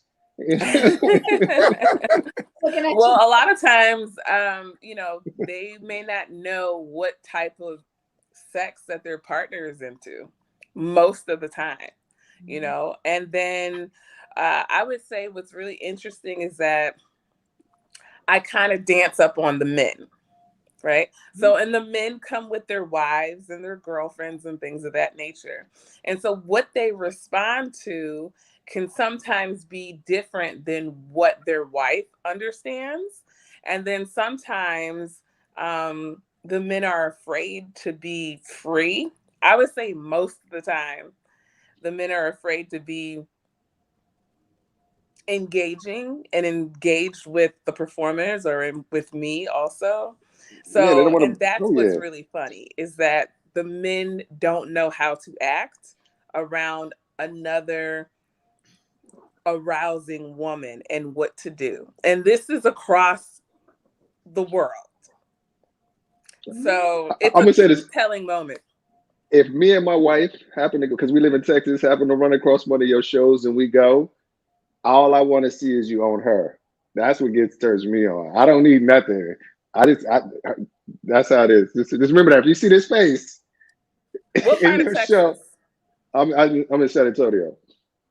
I have my group coming. I'm not there. I just had a show about a month ago. I think their show is February 24th in San Antonio. So definitely go. It's I'm going to follow you. What we might do, sometimes we'll put couples together and we'll have you guys play together and do some kinky stuff together. But what's funny is how the men respond, because they don't know how. Women are extremely touchy-feely. We know how they're going to act. They're wild. You know what, Sugar Brown? I've been following you for a while, and I just want to say, I love following you because of Thanks. how sexually open and free and unapologetic you are. Like, that is my favorite brand of people who, people who are unapologetic, as long as they're not hurting anyone, Right. and you don't do that. And so I just want to say, and then like, you're professional, it's very clear that you're a businesswoman, all kind of stuff. So like, I just want to salute you, and thank you. You're doing your thing. I appreciate that. Thank you. Now, So where much. what? Because I'm on right now on. It's not brown sugar comedy, right? Sugar Brown Comedy on IG. Sugar Brown Comedy. So what handle are you, Lily? What handle you talking about where she's free and sexually free and all that? We're on Facebook. I think we're on Instagram too, though. Yeah. I think you're on I am Facebook. really free on Facebook. I don't know what I be thinking. I completely forget that there are thousands of people following me or whatever. Completely forget, and I just write what I think is on my mind. But Lily knows I'm like that. Sugar Brown on Instagram, and Sugar Brown what? It's Sugar Brown Comedy on Instagram, and then on Facebook, my biggest page is my actual name, which is Lanita Sheree. So, and I do say really wild shit. I love it all the time, especially about men and about dating and about sex and all these other things. Like, it was really funny. I posted something on my story, and it was this picture of this girl getting head and smoking weed. And now I got a shit ton of DMs of all these men that are like, oh, I want to make you come. I want to make you cream. You're really sexual. And I am. But what attracted me to that picture wasn't just the sex. It was the satisfaction of that woman feeling comfortable enough to be smoking weed and looking at her nigga like, yes, eat this pussy. Like, that's what I found attractive. It wasn't about just coming. It was about how comfortable she was with one person. So I'm kind of an anomaly in that I do have an extremely freaky side, but I only want it with one person. So, yeah. You had me laughing the other day when we I'm was up going for back that. and forth. I applaud that. We was talking about the poet that. and the guy who was the poet who just kept like, who was giving like, he was very erotic and he was going in deep and all the girls is getting wet and da, da, da. And then what you say? I was like, stop advertising, because so there's this poet, someone sent it to me in my DM, and he was talking about like, oh, I want you to cream all over my face and cream all over the place. And I'm thinking, okay, I would like to cream all over your face. That sounds great. Let me go ahead and check out his handle or whatever, because I'm thinking he's fucking available, right? Because that's kind of like advertising, in my opinion. Mm-hmm. And I go and I look through and I find that he's engaged and about to be married. And I just completely get irritated, because why the fuck are you advertising that you can do all this stuff to me, or you should just woman out ask here? him, does your fiance let you get down like that? Because you don't know people's relationship. I mean, that's true. He should have said that. Shit. He should have said that. But He's putting a ring on her, so he must feel serious about her, right, Damien? He's putting a ring on her. Like, you don't know their life. I don't know what they get down for you. I don't. You're right. Sugar Brown, have you ever had a guy want you like that was really awesome that you dated and wanted you to stop doing what you were doing as your business? Like, really have the nerve to ask you that? No one I've ever dated has ever asked me to stop doing what I love doing. But all of my relationships have been bullshit, at least with men anyway. So there's that too. But when they see, what people don't see is the entrepreneur side and what it actually takes to produce these shows. So I'm not just the star of it and the face of it, and I like to post my body or whatever. There's so much in producing, managing people, managing venues, and there's so much money. So when people actually come into my life they will see me open with the computer almost all the time because I'm doing business. I'm a regular entrepreneur that has entertainment that's sexy and sensual and free, but it's very much so a business. So even like my family didn't respect anything that I did for a very, very long time, and until I started making way more money than all of them combined. So respect the bank if you're not gonna respect nothing else. Right, they do.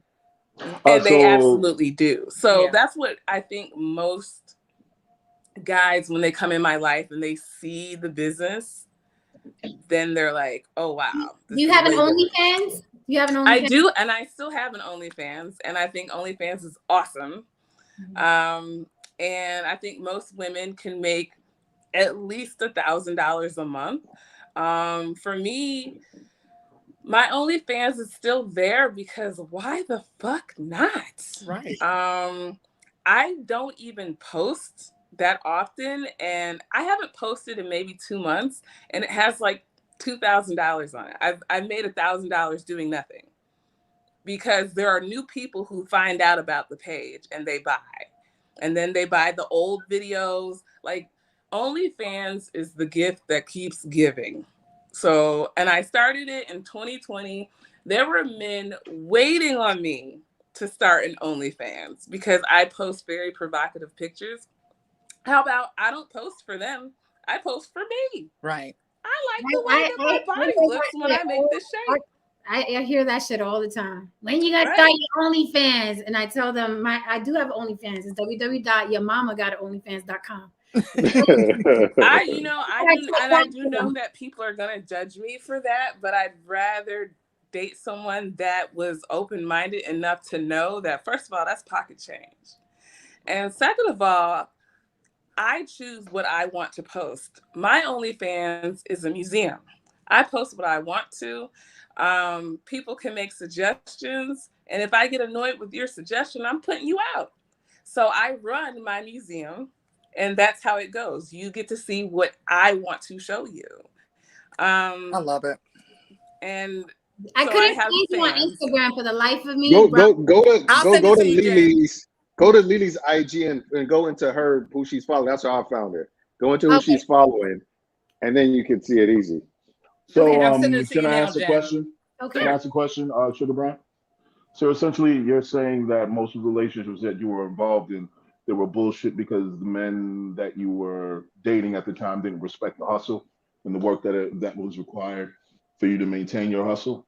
No, that's never been the case. I just dated bullshit men. So that's bullshit in the sense of, I'm just curious, if I may ask. They were just not good guys. Like, they weren't good guys. So, yeah. I was gonna say I didn't get this in earlier and too bad Glenn's not here, when he brought up, you can manipulate stats so easily. Like when they were saying, oh, it's 150 average. Okay, so you got 10,000 people that posted one photo and has $0 in their account. That's going to bring that freaking average way down. Or you got someone who's every day hustling. It's like saying, Uber drivers average this. Well, maybe one Uber driver, he only works an hour a day, and other Uber drivers are working 12 hours a day, and they're making a lot more money. But the average is going to be brought down by the guy who got a $350 ride somewhere and said it's not for me. I mean, I think but you gotta understand that. But some of the people, she did. Some people, if you do it as a job, a real occupation, and real put work into it. But the thing is, a lot of people are doing it as a quick buck when they need something, when it happens or what happens. So they don't put in the work. So if that average is low, that means that the higher percentage of people aren't putting in the work. So that's why it's there's probably, like you said, there's probably people making there's people making $150,000 a month on OnlyFans. But but you're talking about, that's like when we get into that, what percentage of that? 1%, 2%, 3%, 5%. And then, but you got like 85% or something like that that's not making a good living because they're not putting in the work. Right. It's just like anything else. That we're not saying it's not lucrative. We're just saying people could be these are lazy.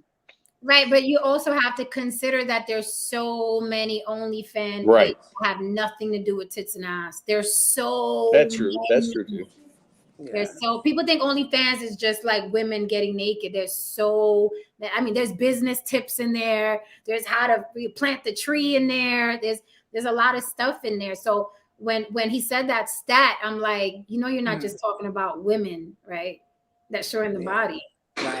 Right. That's why Yeah, but I will say that I'm not sure, but most of the people, I would say the people that are showing you how to do stuff, you could probably find on YouTube just as easy for free.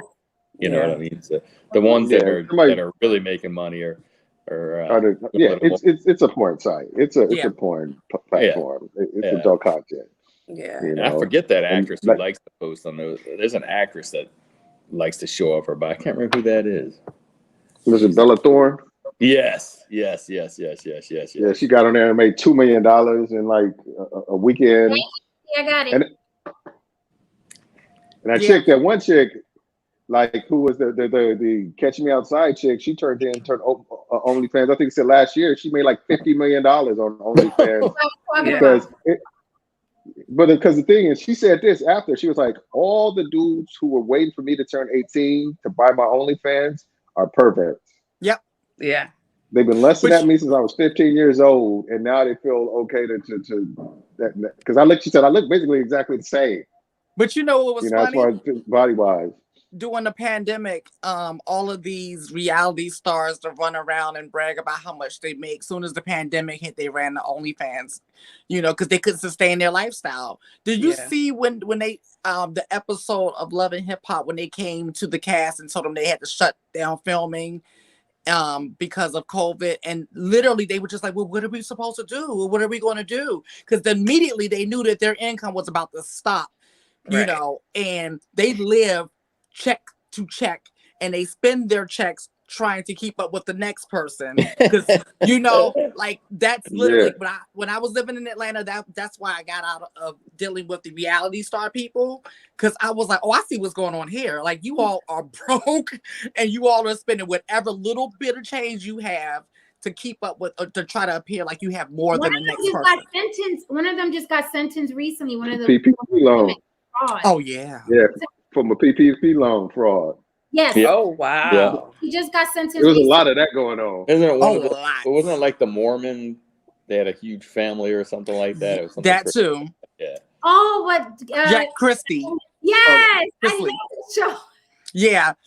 Presley. It's a lot of them were pulling scams because they see, the thing is, they make more than the average 9-to-5 person. They do make decent money, right? The problem is that they use it to try to keep up with the Joneses. So it really doesn't, Yeah. Yeah. Right, exactly. That's the first thing. And they were running, and then they used to look down on YouTubers. Oh, they're just a YouTuber. They went running to OnlyFans and YouTube during the pandemic.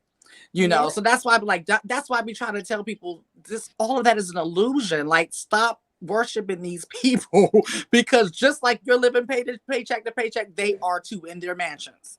Yeah. I mean, it's the people on top. Mona Scott Young is good.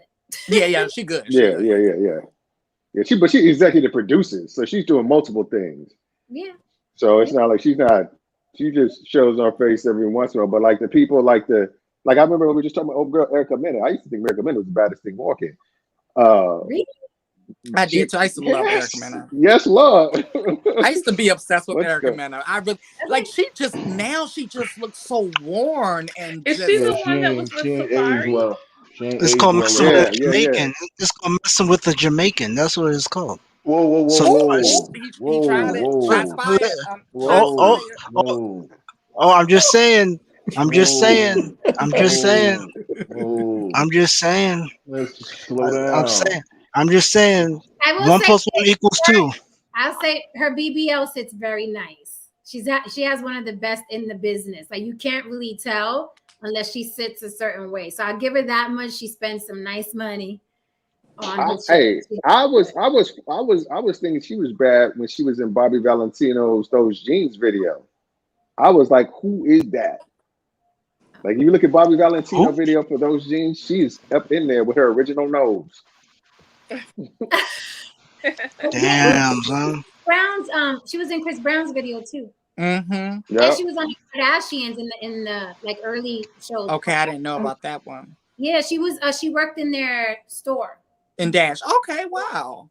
Yeah, Yep. like the more work she got, it started to look, and it was so crazy too. When I noticed every little thing. So when she was on Love and Hip Hop New York, like they gave her like the best, like the wardrobe, the hair, the makeup, and the lighting. But then she went down to Atlanta and started fucking with production. And did you notice that the lighting looked horrible in every scene? I was like, is anyone noticing this? And I noticed it from episode 1, but then I started hearing from behind the scenes that it was what I thought it was, is that she was being so nasty to production. I'm like, don't you know I'm like, you've been doing reality TV long enough to know, do not be nasty to production. That's how Musika got. Because she thinks she's a star. She thinks she's the star, and that's what it is. Because she has the most recognizable name. You know, so it's like everybody think that's the Cardi B route. I'm like, the Cardi B is one of a billion. I said that's probably never gonna happen. Cardi B has charisma out the wazoo. She has more charisma than anybody I've seen and work ethic. Because prior to getting to Love and Hip Hop here in New York, she was like solidified, like, and she was known for her work ethic. Right. Like she was going to go from club to club and push her stuff. Like Cardi B went on there with a plan. And what people don't realize, if you're going to do reality TV, you have to pivot. You have to go on with a plan on what am I going to do with this platform and how am I going to pivot it, and not become a reality TV star where you're stuck going from reality show to reality show to hosting gig to hosting gig. So some people do it well. I mean, there are some examples of people who do it well, but then you see the more examples. What's that? Candy Burris does it well. She opens a new restaurant. That restaurant is all throughout that show. Yeah. Who's that? Candy. Housewives of Atlanta. All right, guys. So we're gonna close. Mama's gonna go eat. This was fun. I mean, my throat is sore because y'all had me yelling again for another night. But at least this was fun yelling. This was great. It was passion. Thank you so much. You need to make sure you stay in contact with Sugar Brown. Oh, for sure. Make sure you stay in contact when you have your. Like if you next Freaky Friday, she needs to be up here answering questions, like how we used to do. Will she be in Vegas in June? That'd be a great show to go to. Scheduled it that far. I stopped doing Vegas residencies, so. But people have been asking, huh? You're not coming back out here? Oh, you're in Vegas? No, Vegas was so intense for me. I did 2.5 years, and I don't really see it for myself. Really? Why? Like, what turned you off? Vegas is racist. Sorry. Really? But it is. It's very racist. Aspect though, like the clubs, the venues. Let me know, girl. All of it. So, like I said, I'm not only like, the entertainer, I'm also the producer. So, and not only am I the entertainer and the producer, I'm black.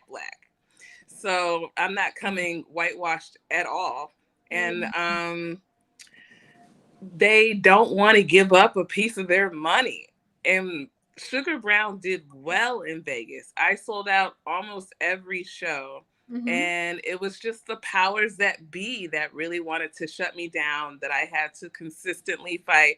There was some covert racism, and then there was some flat out, we're going to try to vandalize your venue racism. There was a lot. There's a reason why there isn't a big Black burlesque show on the Strip, and it's not because people don't want to see Black burlesque. They do. It's because the powers that be doesn't want to allow Black people to have that much access to the coin that's in Vegas. Mm-hmm. So I vowed not to go back until they give me what I deserve, which was merely just a really great, well, I should say decent venue. Pay me when I'm supposed to be paid, and or get out the way. And there were just so many venues that would try to take from me. And, you know, as I'm the entertainer, I have influence over the people that are coming to my show. So if there were some times where the venue didn't want to give me the money that they said they were going to give me, so it was just ugly. And they did a lot of backhanded things to me. And I'm just a little black girl trying to have my little black show. Let me get my little 100 or so people that like to see black girls do things and just leave me alone, but they wouldn't. They just wanted. There's way more than 100 that like to see black girls do things. It is. But you know what? In Vegas, when you have a consistent show, so you're doing Thursday, Friday, and Saturday. Wow. If you average 100 people every show, you're doing really, really well. Because there are so many shows in Vegas, but there were none like mine, and I was doing really well. But like, I'll give you an example. There was a venue that was really, really expensive, and I could barely make it, but I was making it. And what I decided to do was hire a bartender that had a license, because alcohol in venues in Vegas is real tricky. So I hired one that had a license. I just paid her straight out, and I influenced my people to drink. That's how I made my money, not off the ticket sales. This venue decided to say, hey, you can't do this anymore. They saw what I made. I'm paying the venue, by the way.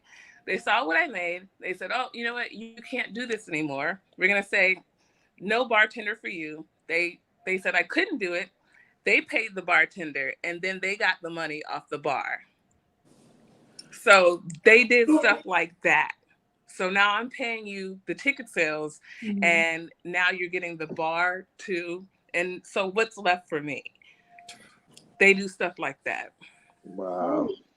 Because I have a business.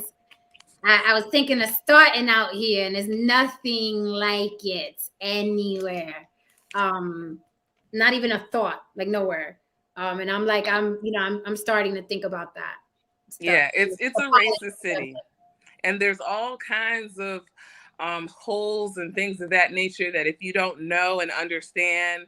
I mean, I think when I first got out there, I got roped into a horrible contract where I had to do some things to get out of it. Nothing sexual. I know what you're thinking. That doesn't work in Vegas. You pivoted and you was like, fuck Vegas, and you're making your money elsewhere. So good, you're resilient, and that's fucking awesome. And yes, there's many people that want to see black girls do things, because I meant to get them tickets. I was like, I want to go see this. I saw it on Facebook, the little milk shot, and I was like, oh, this would be different. I like going to different shows. So when Lily sent me the picture, I was like, has she been in Vegas? I remember this picture. I was supposed to get tickets. So I was hoping you were still out here, but you had to go. Okay. They've been calling me back. People have been calling me back, you know, and I spent 5 years total in Vegas. So, and I was comfortable, but I couldn't really connect. I'm really happy here in Houston. So, and I've only been here for a year. So I was in Vegas this time last year. So. Oh, wow. So do you travel to different places during high tourism type, you know, like, in other words, like, say I got Mardi Gras up. New Orleans. You said New Orleans? He wants to know if you're coming to his town. Right. New Orleans. Yeah. New Like, Orleans out, man. So there would be February 3rd. That's around February Mardi 3rd Gras. is It's New really Orleans. close to Mardi Gras. Yeah. Get your tickets, no saying. Yeah, get your tickets. They're running out. I'm really, really blessed. I also, I run the promotion, the marketing, and the Facebook ads and all that stuff. So right now, it's going so well. And New Orleans is one of my favorite places to come to and perform. And I come quite often. Oh, okay. Good. Yeah. So February 3rd. I know Jen might have to come out here and see her daughter. I do have to go out there because my baby girl moved out there. So I have to go out there. I don't know when. I don't know if it's going to be February, but I will be out there as well. Well, if it's February when she's performing, I'll meet you there and then we'll go together. Yeah, check me out. I don't know when I'm going back, but I will definitely let you know. whenever I travel, I'm like, whoever's in that state, I'll let them know. And you know, we're doing the meet and greet out here in July in Vegas. Nice. Okay. That's gonna be fun. Very fun. Because I'm pranking everybody. You what? Like, what's going on? Let me know. You mentioned that. What's happening with it? What is it? Don't worry about it. Damien, we can't let you know in public. I will let you know in private. But the meet and greet is still on for July for all on the blockers. Okay, all the block babes coming out. If you're coming out, plan the meet and greet in July. There's just something else going on during the visit. I'll let you know what it is. Let's go. Damien was like, let's go. What are you up to? Brain steam. July, baby. Well, Dave, you should come out, man. I'm gonna try it. Like I said, I don't. Dame, you have to travel a lot. Ronnie's wingman. Hold on.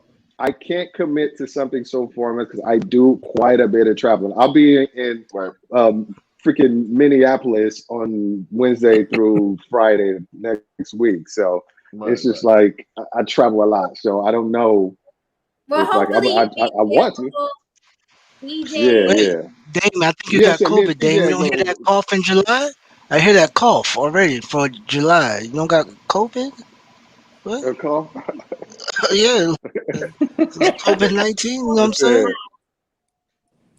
Man, so like I said, it sounds great to me. Like, you know, me and TJ were talking about it. I'll follow you and I'll know. I'll follow you on Facebook and Instagram. So I'll stalk you a little bit and see what you're doing. Awesome. All right, guys. So we are closing. I'm tired. I'm hungry. All right. Nice, Bye. y'all. Thank you Thanks so for much coming. for having me. Yes. Thank you. That's great. Good having you. Take care. All right. Bye. See you later. Sugar Brown back next Freaky Friday. That was dope. She is dope. Yeah, she was great. She's amazing. All right, guys. So good night. Love you all. Love you all too. I hit you in the DMs. I'll let you know in the DMs. Haran, you way behind the rest of us with the stuff you have to submit. We waiting on you, King. We waiting on you. Oh, I'm so sorry. I'm so sorry. Oh my God, I'm that guy. Oh, you that shit.